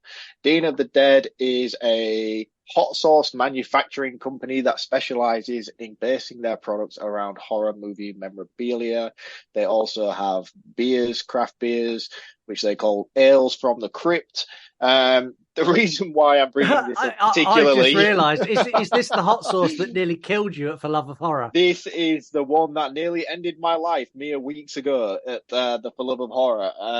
I'm aware of these guys. I'm aware of their products, and I've seen them at previous For Love of Horrors and stuff. But this was the first time this year I actually went up to their store, and I was like, "Oh, I might actually buy a few of those because they look really cool. Like they're hot sauces, but they're like, I don't know, like they've got like certain brands of like horror characters depicting certain flavors of sauces and stuff like that. There was one on their stall this year, which was an Art the Clown one. I can't remember the name of the particular flavor, but it was an Art the Clown one. It was black. So immediately it was a black bottle and it was a black looking kind of sauce. I was like, this doesn't look good. But I was like, yeah, hey, I'll try it. So they have like a bowl of nachos on the stall and then all the sauces laid out that you can like basically pick up and just put like a little splash on your chip. Yeah. And then try it. So I picked up the red hot black Art the Clown one with a chip, and I thought, like, do you know where you do that thing where you like try and tip a little drop out, but then loads comes out? So loads came out, and I've stood there with this chip just drowning in this sort of like, and it was like a curd. It wasn't like a flat chip either. It was basically like a spoon. It was a triangle spoon of potato. No, they're not the tortilla, are they? It was a triangle tortilla spoon, and it was just swimming in this Art the Clown black sauce, hot sauce stuff. I was like, I'm kind of committed to it now. The people behind the stall are looking at me. I can't not just eat it. I can't tip it out and like look weak. So I'm just gonna have to do it. I did it. I did like a tablespoon sauce of this hot stuff, and I was like, yeah, really, really good stuff. I could feel my chest going and a little bit of a tickle in the throat. And I'm going to take it from here because you can take it from here. Mark walked over from this stall to me. When he got within a couple of meters of me, I could see that he was crying. Both his eyes and his nose was streaming, and he was walking funny, and he was using things to support himself. And he went, he came over, mate. I need something. I need to sit down. I've got some water. And he drank an entire bottle of water in one mouthful. He then crouched down on the floor where he made moaning noises like he was going to die. One of the people who was at the event, who in real life is a paramedic, stopped to check Mark was okay because he thought Mark was having a heart attack. Oh, it was so bad. And the thing is as well, throughout the day, I was keeping an eye on this stall and I'd seen other people make the similar mistake to me. There was this one dude with his wife and his child, and he'd done it, and he'd had like this thing, and I could see him walk off, and he walked off in a panic and a rush into like the corner of the event. I was like, I feel you, brother. I know exactly what you're going through. And I still wake up some days now with hot sweats thinking about this. So I would like to see somebody else do this. So if you are interested, please go and follow Dean of the Dead on Instagram. And if you can purchase, I don't know if it was like a limited event thing or not, or if you can still purchase this particular sauce. But if you can get the Art the Clown one, I challenge anybody listening now to purchase a bottle of the Art the Clown hot sauce, get yourself a Dorito or whichever your particular flavor of nacho is, pour yourself an entire nacho's worth of this Art the Clown hot sauce, film yourself doing it, and tag us in your story your reaction of how this goes down. Because I'm curious to know whether I was just being really, really weak or if this is as bad as it felt at the time. Yeah, that sounds like a good plan. Take it on. Let's see who's got the minerals. They ship to the UK and America. You can find them online. You can find them on Instagram. Go check them out. Check their spot. And again, the beers as well. I've had a couple of their ales from the Crypt beers that they brew and manufacture themselves. Really, really cool stuff. They beam it on obviously Tales from the Crypt episodes and stuff like that. So the beer's worthwhile checking out, and also the hot sauce. Please, somebody do the Art the Clown hot sauce challenge, because I feel like that could be a movement in itself. Yeah, I won't be doing that. I saw how much pain you were in, not enough money in the world to make me go through what you went through. I was hunched over a bin for about 10 minutes being like, dude, I needed milk is what I meant. We was in an arena with thousands and thousands of people. I was like, someone get me a cow. Honestly, you lost an hour of the event because you had one chip. It was brilliant. It was so bad. It was honestly the worst thing I've ever done in my life. Let's do some facts. So this had some weird things that happened in the production of this, and it all started at the casting call. So at the casting call for this, everyone was called, And as part of the casting call, they were made to read Bram Stoker's Dracula cover to cover out loud. Apparently has out nothing loud. to do with the out actual loud. source material. How long did that take? According to Anthony Hopkins, it took 2 days for the entire cast to do it. And they would do it in their dressing rooms. They'd be reading it out loud while pacing around, and the director and the producer would come in and see how they were getting on. And this was a 2-day process before he would even let them do anything else on the movie, which is just. See, the thing is, as well, I'm curious to know when was the Godfather trilogy released? Was that prior to Dracula? Because he directed obviously the original Godfather trilogy and Apocalypse Now, so he must have gained a reputation to be able to because you can imagine Anthony Hopkins spending 2 days reading Bram Stoker's Dracula cover to cover. He doesn't do that for any director. No, even Anthony Hopkins, who commented on it, saying it took 2 days to complete and it was a slog, and he was not happy that he had to do it, but he done it. It was just bizarre. Gary Oldman hired a singing coach. He doesn't sing in this movie, but he wanted training to lower his voice an entire octave so he could have a deeper voice for old Dracula. That's training. I want to see Gary Oldman in a musical now. Gary Oldman also said when he first said the script, he decided it would be worth doing purely for the fact he could say, "I've crossed oceans of time to find you." That was one of his signing. He flicked cover to cover and he stopped on that page and went, "I'm interested," and that's when he actually went and read the script. So I've heard that before. He just wanted to say those lines, didn't he? Yeah, there's lots of Gary Oldman stuff in here. You know when they do the razor scene where he licks the blood? Gary Oldman was drunk and had been drinking since 7 o'clock that evening, and they filmed that scene at midnight. Gary Oldman took one take, went, "I'm done, thank you," walked out into his trailer and went to sleep. There was no option for a second take. He literally went, "There you go, that's a wrap, I'm done," went and slept. I'd love to know if he went and slept in the prosthetics or not. I'm that drunk, I'm just I'll see you in the morning. So apparently that was meant to be filmed at 6:30, 7:30, something like that.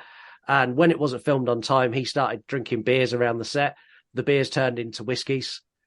And then it got to midnight and he basically stumbled in and done the scene. Sadie Frost. So this is the girl who plays Lucy.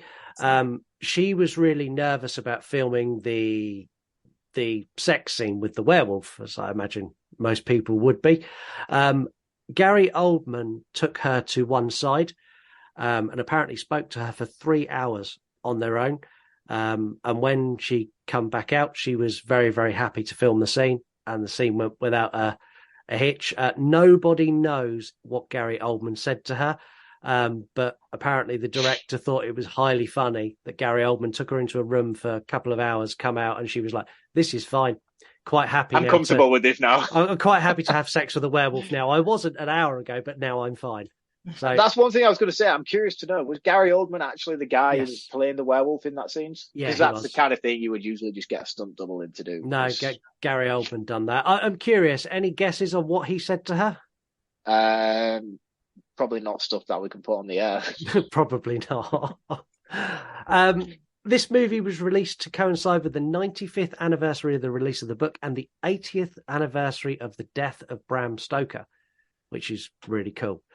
When Coppola come up with this version of Dracula, he knew it was going to be very, very erotic, but he didn't know how to direct that, and he's not very comfortable talking about sexual stuff, and he was really uncomfortable talking about it on set, and it's something that he didn't like doing. He didn't like doing the overly sexualized version of the movie that he wanted to make. He didn't have the skill set to get that across to his cast and to everyone else. So what he done is he delegated that to his production team. So he gave rough guidelines of how he wanted it in a very awkward way to one of the production team, who then went and translated that in a much more erotic way to the cast. And then Coppola filmed it. And then if he wasn't happy with it, he went through the process of using a third person to relay what he wanted changing. Bridget. It's very, very strange. Very, very strange. We're not going to talk about box office on this because it was a box office smash. It made hundreds of millions of dollars. It was a huge success. What we're going to do instead, because I think it's a lot more fun. I'm feeling very fun today. I'm really not. Are you sure? I was going to say, are you sure? No, I'm really suffering, and I'm sorry if I've sounded really like monotone and down on this episode. It's because I'm not very well. But yeah, instead of doing box office, we're going to do this. Hello. If you are listening to this, that means that the confrontation you so long dreamed of is finally unfolding. Do you want to play a game?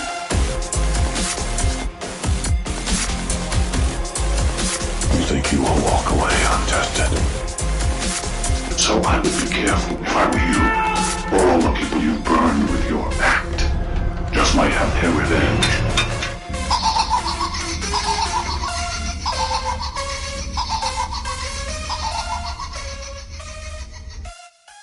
So this is our quiz, Seesaw. So normally when we have a guest on, they get put up against a quiz. Angel heard our Saw 10 episode and went, I want to play Seesaw. And I went, okay, fine, you could play it twice. So we played it on Voices with the You Run podcast, and Angel absolutely fucking trounced me. I barely got a question in. So this is the head-to-head quiz. There's 10 questions each. If Marc asks a question and Angel gets it wrong, Marc asks another question. And if Angel gets that wrong, he asks another one. If Angel gets it right, she then asks a question. And it's whoever burns through their 10 questions first. So if we get to, for example, Angel's 10th question and she asks Marc and he gets it right, it will then be the Marc's turn to keep going. And if he gets one wrong, Angel would win. Game on. And how are you feeling, Angel? You confident? I worked really hard to find like things that I just thought were going to stump you. I wouldn't know. We'll see. The most exciting part about this for me is I'm not playing. I'm just quizmaster. This is awesome. You're not even quizmaster on this because we are quizmasters. Yeah, so I'm just here for the ride. So how do we do this? Are we going to go heads and tails, or are we going to do? No, I think we should let ladies go first, not because it's a sexist thing, but because Angel is our guest and I want to see her beat you as well. Oh, cheers, mate. Thank you very much. You're welcome. He prefaced this with saying that you do like really hard questions. And I was like, well, I knew some of the ones Scott didn't know. So I was like, but it's better because I was supposed to get Evil Audio and I hate that one. So I was like, I really don't want to do that one. I will feel better losing this than I would having to do that one. So, and you've already got me twice. Like I say this, I probably shouldn't, but like the two dumbest things was the found footage one that I missed and the quote from Monster Project. Yeah. And I'm like, I need an opportunity to redeem myself. So we'll see how this goes. Yeah. Okay. Well, you fire away. Your first question. Has your episode been released yet for the quiz you guys have done? Because I haven't seen that. Yeah. Yeah. Right. Well, that's annoying. It's all the same questions, so you should have watched. No, I'm just I just have a feeling. Me and Scott are usually on the same page, so I'm just worried now that my questions are going to be very similar to Scott's questions. Angel literally ripped me apart. I didn't ask half of my questions. Oh, that's all right then. Okay. Right. Go on then, Angel. Every question See Angel asked do was it like, again. Yeah, go on, fire away. Fire away. So my first question is, and I didn't give you any multiple choice. You just have to know these. Which 2000s horror movie was based off an abandoned X-Files episode? Early 2000s. Early 2000s on an abandoned X-Files. I know this. I felt like you would know this one. Yeah. No, I don't know this, but as soon as you tell me the answer, I'll be like, fuck's sake, I knew that because I know this piece of trivia, but for the life of me, I cannot think of what it... I feel like it's a film we've done on the podcast as well, because I feel like we spoke about it on the episode. I was like, oh, this was an abandoned X-Files episode. And now, for the life of me, I can't think. This is when every time it comes up, I always forget the movie, but I do know it. Like, I always forget what movie that's exactly where I'm at with it right now. Good. Right. Early 2000s, abandoned X-Files episode. It's killing me because I know the answer. I know it's somewhere in my brain what the answer is. Gonna have to push you for an answer. No, you're not. You can edit this out later on. Don't push me for anything. He came forward in his chair so fast. No, you don't. It's not zombie. It's not slasher. It's something ghostly, paranormal. I have no idea. I'm going to say Paranormal Activity because I have no idea. Final Destination. I knew that was it was. That's Angel 1 up. Go on then, Angel. Next question. Okay. I put that one first because I was confident that's when you were. If you were going to get these, that was going to be one you were going to get. Okay. What horror movie led to the changing of the rating of PG to PG-13 option for films? There's 3 movies total, but one of them specifically was a horror movie. It's also, and it's from it's from the 80s. Right. Led to the changing of. My instant reaction is to go to either Jaws, Poltergeist. We've covered it on the show. Yeah, I know. Do you know this, Scott? Yeah. Of course you do. It's so random. We have done this on the show. And we've had this, and we spoke about it in length. And again, my mind's gone completely blank. Why are you doing this to me? So it was actually a fun fact on that episode as well. I'm not going to rack my brain too much. I'm just going to lock in Poltergeist, and I'm just going to say that's where I'm going with it. No, it's Gremlins. We haven't done Gremlins yet. No, I've done Gremlins. You weren't here for Gremlins, but I've done Gremlins. Oh yeah, so you're talking to me like I'm supposed to know the fucking answer. Poltergeist and Jaws completely missed the option to be a PG-13 film, but Gremlins, they felt like that's when the MPAA or whatever made the official decision to add the PG-13 ranking or rating for films. So that's 2-0. Next question, Angel. I was going to say that doesn't make the blow any easier for Cheers, Angel. You might know this one. What did they use for blood in Night of the Living Dead? Night of the Living Dead. Surely the most common thing to go for is like corn syrup. It's a thing, isn't it? Corn syrup. Is that what you're going with? Oh, I know it's wrong, but yeah, I can't think of anything else. I know he's wrong. It was chocolate sauce. It's chocolate. The movie was in black and white, so the color didn't matter. They just needed the consistency. That's 3-0 up. Let's keep going. This is going to be a whitewash again. This is how it went for me, Mark. I should have gone first. Yeah, well, you still got a chance. You might get one right. Okay, I'm on 4.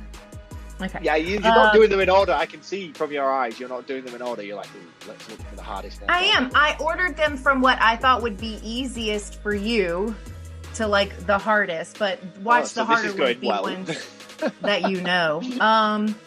Which actress was originally offered the opening role in Scream before Drew Barrymore?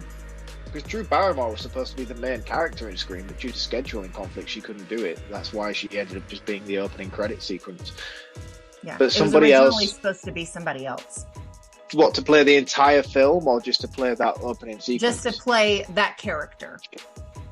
Who was supposed to be Casey Becker before Drew Barrymore? This is a pretty well-known Scream trivia thing. I'm not a big Scream fan, though. I don't.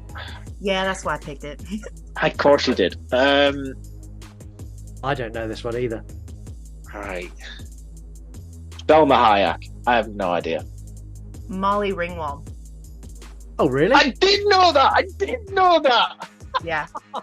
She was kind of just coming out of her like heyday of like 80s films because this was early 90s. But yeah, she was originally offered the role of Casey and then it ended up being Drew Barrymore.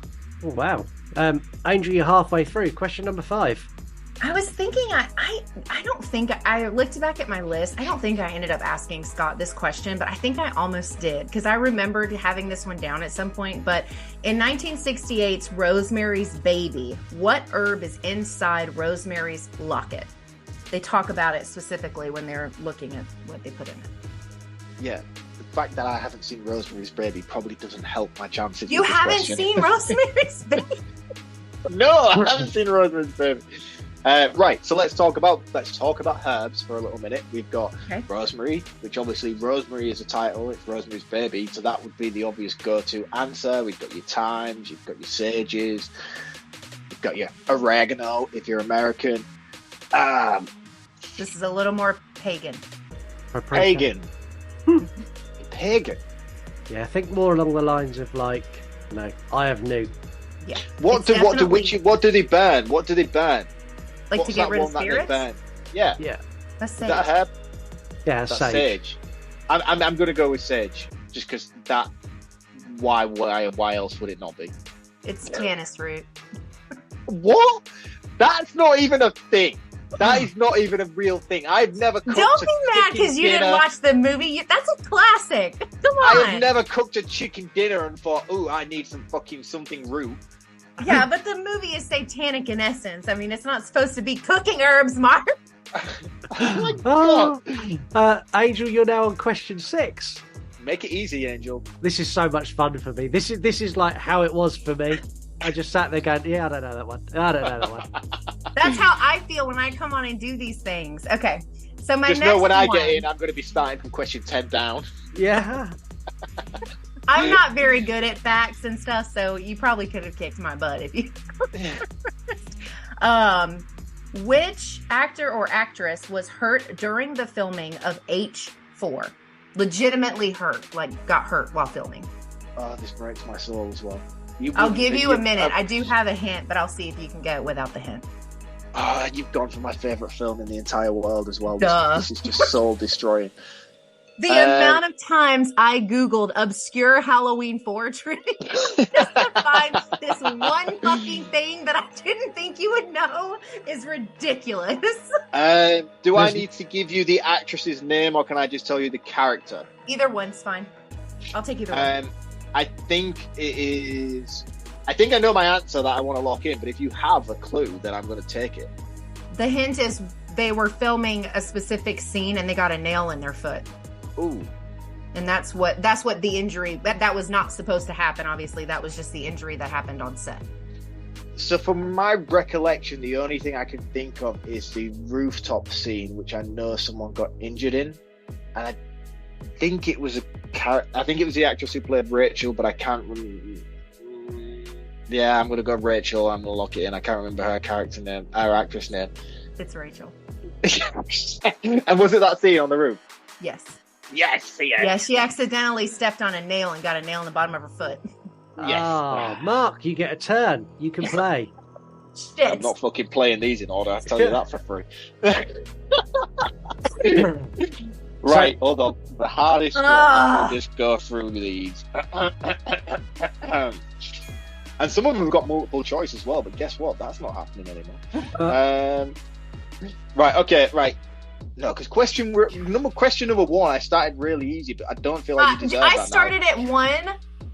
Yeah, and I'm going to start at what was 2, but is now 1. So question number 2-1. How many Hellraiser movies are there, including the latest remake? And this did have multiple choice, by the way, but you're not allowed that anymore. Including the remake. Including the remake. 9. That is incorrect. Unfortunately, there is 11. What 2 did I forget? I don't know, because I don't know which ones you knew and Probably which ones you didn't. there was the one that came out in like 2018. Yeah, you probably... Do you want me to list them for you? I can list them briefly. You've got Hellraiser, Hellraiser 2, Hellraiser 3, Hellraiser Bloodline, Hellraiser Inferno, Hellraiser Hellseeker, Hellraiser Deader, Hellraiser Hellworld, Hellraiser Revelation, Hellraiser Judgment, and then you have the 2022 remake. Yeah, I missed 2 of the ones before. Yeah, the ones where it wasn't Doug Bradley, it was the chubby Hellraiser guy. That's right. Question number 2. Yeah, but it's not 2 on my notes anymore. Question number 2. In the movie Halloween 5, Revenge of Michael Myers briefly changes his mask to pretend to be Tina's boyfriend, Mickey. Can you tell me what mask he uses in that scene? And I don't need you to give me the actual name for the mask, but if you can just describe the mask, I will let you have the answer. I don't even know if I've seen that one. You're not missing much. I'm not a big Halloween fan. I should have done all Halloween questions then, really. Trying to think if I can remember anything. I really actually don't think I've seen 5. It's not a clown mask. Take a shot in the dark. What year did that movie come out? I don't know. I'm not IMDb. 80, 88, 89. Was it 89? I think it was 89. No, it was later than that, I think. What Mask would have been around. I don't know. Oh, yeah, it was 89. No Googling. I'm not good. Let me see those hands. I'm on the downward slope right now, okay? I need this. You're so mean. It's got very serious. I came into this quiz with good intentions, but you've just destroyed me. Yeah, immediately. so good and pure that it flipped like that. I honestly, I don't know. I'm gonna guess a witch. That is incorrect. The answer is the Brute, but I would have taken any form of the what? Man. It's called the Brute, but I don't think it actually has a name. It's just a man. It's just a man mask, to be honest. Yeah. Okay. Yeah. Question number 3. Who wrote the books Red Dragon, Silence of the Lambs, Hannibal, and Hannibal Rising, giving birth to one of the greatest horror antagonists of all time? I don't remember the author's name. I haven't read the books. That's not something I can just guess. I have no idea. You're not doing is even take a punt. Is it male? Yes. I'm gonna. Well, I don't know. What's a good male name? Luther. That's an awesome male name. I would like to be called Luther. Luther would not suit you. Do you not think? I like that. No. I think I could pull it off. But you could pull off Luther. Yeah, you're telling me I couldn't? Yeah, I have no idea. I have no idea who the author is. The answer is Thomas Harris.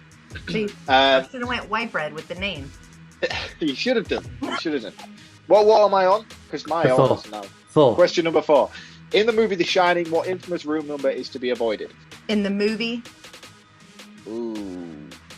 Should I switch it up and change it to the book? The movie. No. Because they are different in both the movie and the book. The movie is the one that I'm asking you for. Okay. Because I know they are. I know they're different. Oh my god, I made earrings with this stupid number on it, and now I'm like terrified. I don't remember what it is. Right, and I know this. It's hard when you know it, isn't it? It's annoying when you know it. It's got a 2 and an 8 in it, right? 2. Fuck. No, that's the John Cusack movie. That's 4. Like, that's different. Great movie, by the way. Yeah. It is. A very good example of PG-13 horror done correctly. Fuck, I don't remember. It's 289? Final answer? Yeah. That's incorrect. The movie is 237, and in the book, the Stephen King book, it is 217. And during production with Stanley Kubrick, the hotel requested that they didn't use the room 217 because they were scared that people would no longer book out that room. However, it turned out that is probably the most popular room in the hotel since that film came out. Yeah. What question am I on now? Question 6? 5. Question number 5. Right. Yes, here we go. What caused the outbreak in the movie Wreck? Okay, like the origin of what started it, or like in the movie moment? You tell me your answer, and I will tell you whether it's passable or not. I'll give you both answers. Oh, okay, go on then. School me. So it starts out because there's a possessed person in the attic that's still living there. The other thing that happens, I think that if I'm remembering it correctly, because it's pretty accurate, it's pretty close to Quarantine, which I know a little better. Has to do with the little girl's dog that goes to the vet, right? Yeah, I'll take both answers of that, to be honest with you. The answer is the zombies are possessed by demons. The virus in the movie is highly contagious. It's transmitted by blood, saliva, and other bodily fluids. The infected are puppets of the demon possessing the girl, Tristina Meridonis. I believe I'm pronouncing that correctly. But I will take your answer as correct. Yeah, back to Angel. So you're on question 7? What was the original title going to be instead of Texas Chainsaw Massacre? Ooh. It's dumb. It's really dumb. And I didn't learn this until looking for questions for you. But I know this trivia. And for the life of me... It's hard when you know it, isn't it? It's fucking difficult. Bloody Summer. I don't know. I honestly don't know. Head cheese. Head cheese? Head cheese? Yeah. My brother makes really good head cheese. You like Head his head cheese. cheese? Head cheese. I would never have thought that. They changed the name because they thought it was too silly.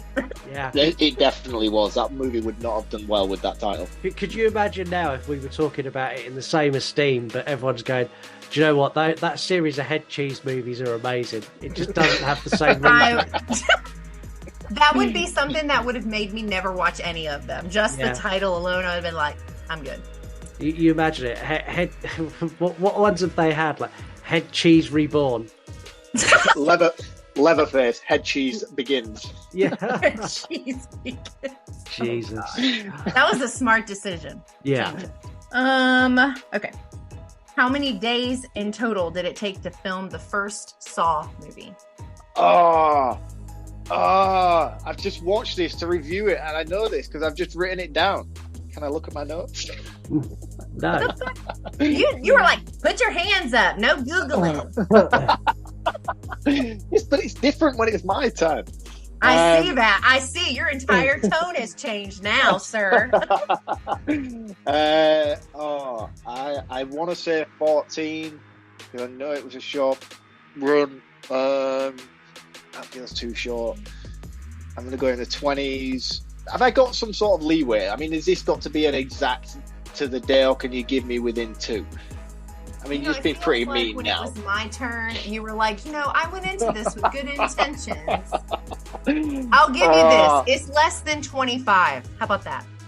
Right. Okay. And more than 5. That's all you get.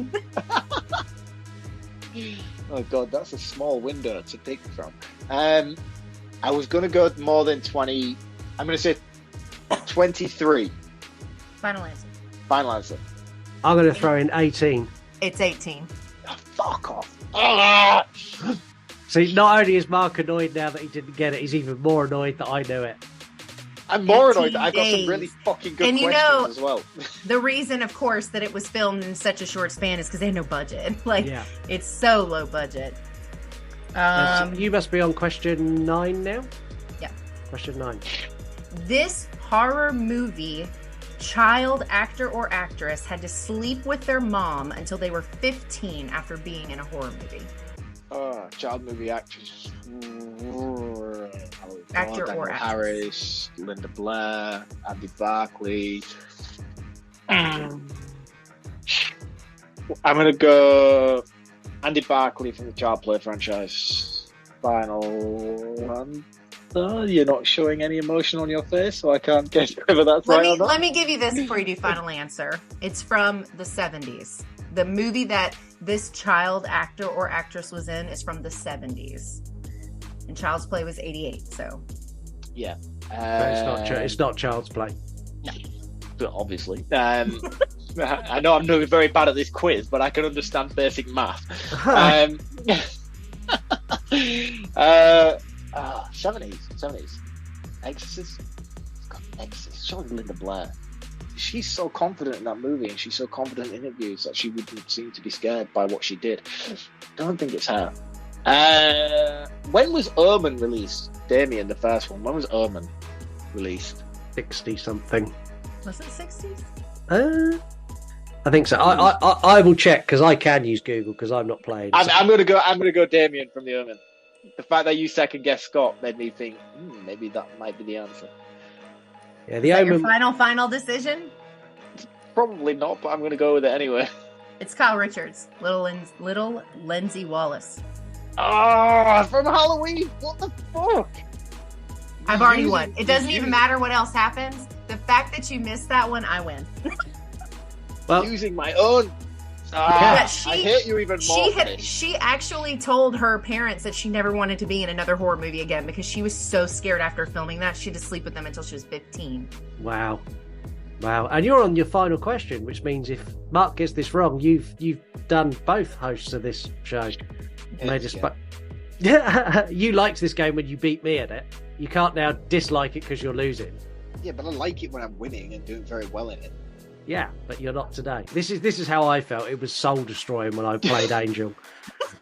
It's like I sat there like I do loads of quizzes. I'm going to absolutely and that was so intimidating. I worked so hard to find stuff that I was like, I need to like. This is like the hardest of the hard. Like you have dug deep. Some of Angels find the most like obscure questions. Some Angels were like, yeah. So on this movie that came out in 1973, there was a prop that got lost. I won't tell you what movie. I won't tell you what prop, but do you know where they found it? I'm like, Like, I was really, really courteous with my questions, and there was like at least this is all from bitterness from missing the Monster Project quote. That's really all it is. I just took all so my I bitterness. have to take it for that. I have to take Scott's. You asked problem. the question, so yes. Question number 10. Will it end? Okay, will, this will is Mark get horror, it right? not horror. Oh, even better. I've got a 50% chance on my favourite quiz. If I lose this, I fucking swear to God. Okay. Power stays in the shadows. I really hope it's a quote from something like Lightning McQueen. Lightning, that would have been good. I should have looked at Disney movies. Ciao. Ciao. The thing is, like, with horror, not horror, you have to base it on probability. And knowing me and knowing you, you would think that I would automatically assume that you would be doing a horror. Unless... Is that what I think? Unless you're doing reverse psychology on me, and then you're going to think that I could... Well, just keep taking up time rationalizing through. What was the quote again? I don't know the quote. You didn't... it's, power stays in the shadows. Oh, but then is she just playing me really dumb, and it's going to be like from the Halloween movies? That would be fabulous if it was. No, it wouldn't be fabulous at all, Scott. Be quiet. If it doesn't concern you, you're not involved in the quiz. Anyone who's just listening, if you've got time, go to YouTube and just watch the quiz section of this episode, because Mark's reactions and his rage is so real, and me and Angel are having so much fun. Do you know what's most annoying is that I really had some fucking phenomenal questions that I worked really hard on tonight, and I haven't even got to use like 10% of them. I'm so pissed off. Is it horror or is it not horror? And the thing is, I've got a 50% chance of getting it right, and that's what makes it even worse. It's like, don't sit there so smug. You're not helping situations. Who, me? I'm really happy. Both of you. I'm over here like, I feel like you're both on the same team. Did he just try to make me feel guilty that he didn't get to beat me at this? He's like, I worked so hard on my questions. Get the fuck out of here. I get annihilated every time I come on this damn show. I can have one, Mark. No, you can't. You can't. You're not entitled to this. Well, then tell me, horror, not horror. I feel like you've done it knowing what you think I would do, but then like, do you? No, I'm in like a time loop with myself, and I'm just going back and forth with how you think that you would expect me to play this answer, and I can't believe you've saved this till the end to use my favourite thing against me. This is worse than using Halloween questions. You should have done a horror, not horror with a Halloween question, because that would have been even better. I should have. Damn. I feel like you have. Which is what's making it worse, is because I can't pin it. You know, I really didn't even try to make this one that hard, because I know that you like horror, not horror. You always seem so relieved when you get it, when you play the games. I love horror, not horror. No, I hate it. It's the worst thing I've ever experienced in my life. Right, okay. Say it one more time before I make my decision. Power stays in the shadows. Not horror, final answer. Do you know what it's from? It's not horror. Do you know what it's from?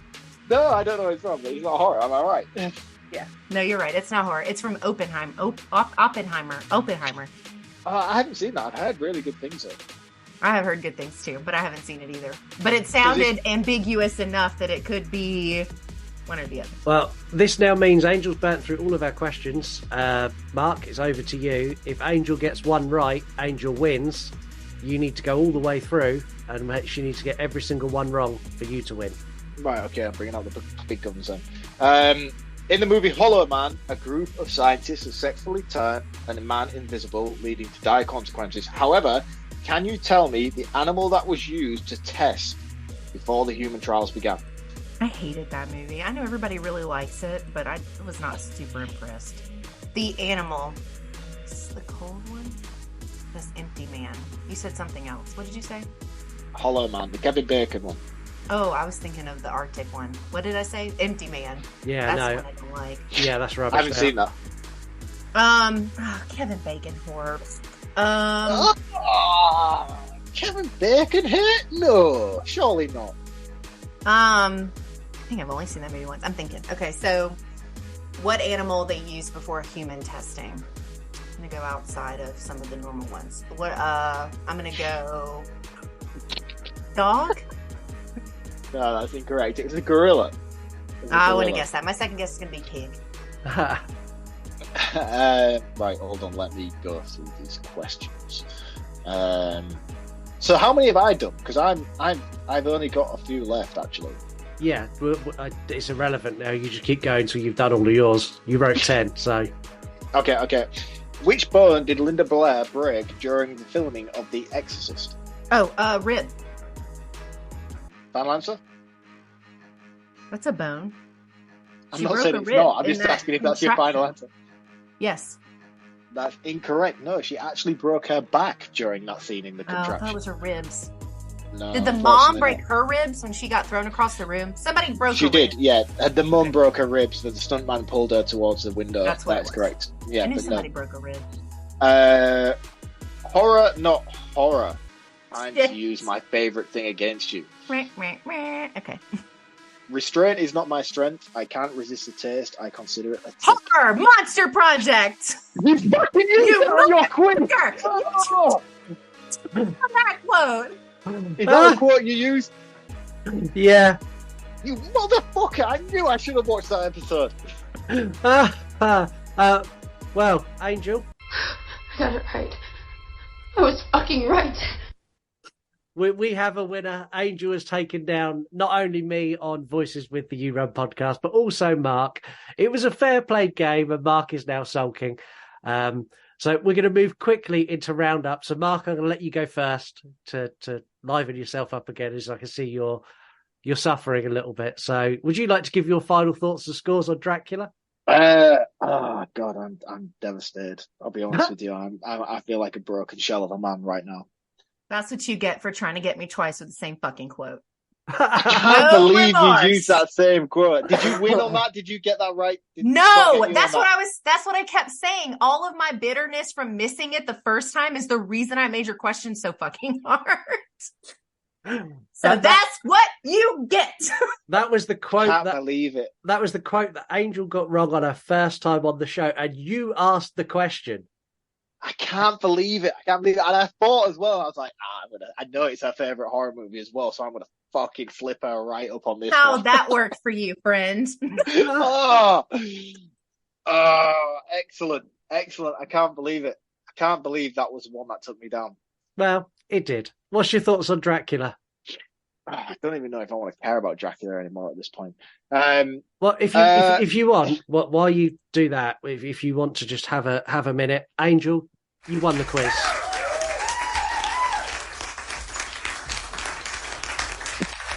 There you go. Some applause. There you go, Marc. Now you can relay your thoughts of Dracula. Yeah, that's not enough time for me to decompress, to be honest with you. But anyway, we'll do what we can do with the situation. Overall, Dracula, I really like Dracula as a movie. I think it's phenomenally cast. I think it's phenomenally directed. I think there's a lot of stuff here to really appreciate. I just really struggled with it this time around for the show and the prep for the show, and I just found it really long and drawn out, and there was a lot of instances where I just found myself really, really bored. And I don't think that's at fault with the film, and I just think that's more at fault with me and the terms of rewatchability of this movie. You could probably watch this as a first-time viewer who's never seen this film before and would be like, wow, that was amazing. Probably one of the best films I've ever seen. And you'd be right to think that based on what you get from this movie. But for me, I've seen this film quite a lot throughout my life on multiple occasions. But when I had to do it this time around, I just felt myself really bored, and it just felt like an effort to get through it. And it's because I think I knew what was coming. I knew how the story was going to play out. So those long drawn out scenes in the middle that you get quite frequently with long dialogue processes and exposition scenes that feel very unnecessary, as vital as they are probably to your first time watching it. The second, third, even maybe the fifth or fourth, it just kind of became boring to me. And I know this isn't going to sit well with a lot of people because this is highly regarded by a lot of horror fans as one of the best adaptations of Dracula source material. But for me, there is a lot of takes on the Dracula lore that do a much better job and a more competently compact version of the story that still tells the same story, but just in a more entertaining way. And I don't want to take anything away from this film by saying that, but if you've seen this version of Dracula already, you kind of know what you're getting yourself in for. You know how this story is going to play out. So watching it on repeat is a bit of an effort. My score is going to reflect based on what I actually think the credentials of the movie are worthy of in terms of acting, directing, and all the rest of it. So I'm going to give this a 4 out of 5. But just know that I don't necessarily feel like it holds up to that as a rewatch type kind of thing. It's a good movie, very, very good movie. I'm not going to take anything away from that. It's very competently directed, very competent cinematography. The acting is great. Everybody does a fantastic job in it, and the story itself is very well played out. But once you've seen it 1 or 2 times, it's really hard to then go back into it for multiple rewatches and still get the same effect that you got the first time around. Yeah. It's a 4 out of 5. But knowing that score is based more on my first and second watch than it is on my 5th and 6th watch, which is where I'm probably at now. Yeah. I'm going to take it next. I'll let Angel have the final say on this. Again, like you, I found this an absolute slog. There are elements of this that are visually stunning. Some of the scenes and some of the shots are beautiful. Anthony Hopkins and Gary Oldman are at the peak of as good as they get. They are as good as they get in this movie. Everyone else around them's kind of there, but not really anything I would write home about. There's no one in this. You've either got the character who plays Lucy, who's continuously orgasming for an hour and 15 minutes of this movie. You've got Winona Ryder and Keanu Reeves, who are both really, really dull and really, really single-noted. It's a good movie. And when I first watched this, like you, it was a great movie. They need an edited version of this. It's like 2 hours 10. I could do this for them. I could literally go through and I could cut out all of the sweeping scenes of the backdrop, all of the unnecessary pauses in dialogue, and I could take 35 minutes out of this movie without cutting anything of note out of it at all. And I think a more condensed version of this would work better. It's got zero rewatchability because it is so drawn out and it is so slow build, and the payoff at the end is not worth all of that again on a rewatch. It's an 8 out of 10 for me, and that's based on this watch. I still enjoyed it, but it was a slog. I think I've become weary to it over the years. It's one that I don't revisit very often, and if I do revisit, it's something that's on in the background, and I'll pay attention at key scenes. It's not something that I can give my full attention to. Angel? Yeah, I think I'm going to be the only one that's rating it harder. I went into this remembering loving it for the same things we kind of said before. I mean, I think people look at this film and from the nostalgia standpoint of all the things they felt the first couple times they watched it in a very different version of themselves, they loved it and it was perfect and it was the best. If this were to come out now, I don't think anyone would care about it.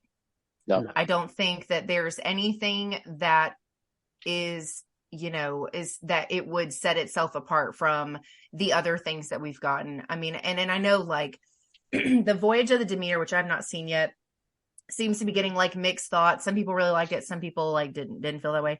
And, but I mean, when I think about vampire films that really elevated vampires for me, I think of like 30 Days a Night.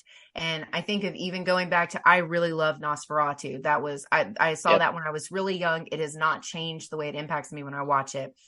I was so tired of watching this like a quarter of the way through. I kept stopping to go do other things because I knew I needed to get through it so I could talk about it, because I didn't remember a lot of it. I mean, and similar things. I mean, I think a majority of the cast did a phenomenal job. I like some of the way the set designs were. I think some shots were really great. I love the monster designs, that they were able to fit in all of these different things that, that Dracula could turn into and be.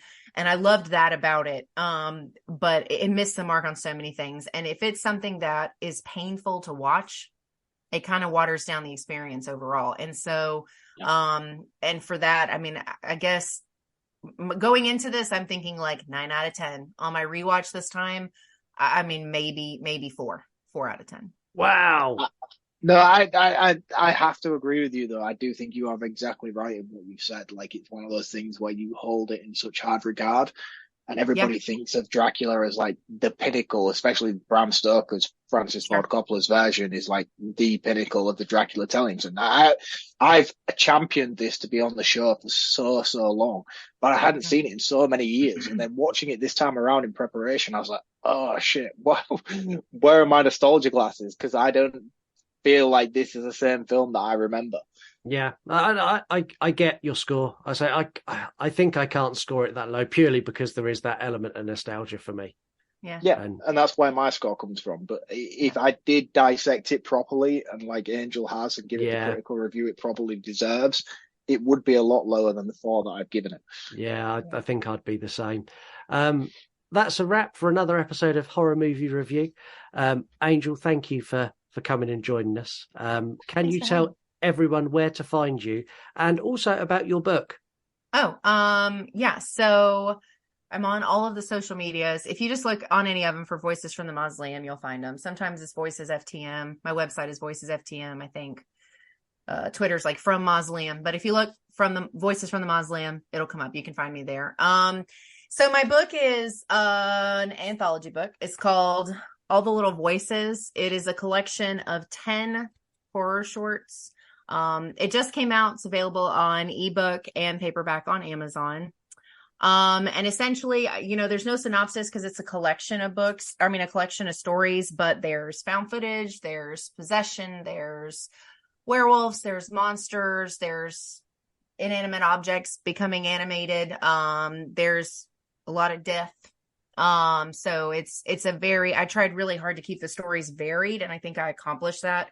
So it's literally 10 stories that are nothing alike. They are all completely different. So, it's been an interesting journey, because I was not super confident about putting writing out there, but this was, basically a product of too many rejections. So I finally just decided I was going to put it out in the world, and I didn't care what anybody said. And so here we are. But, so go and buy a copy.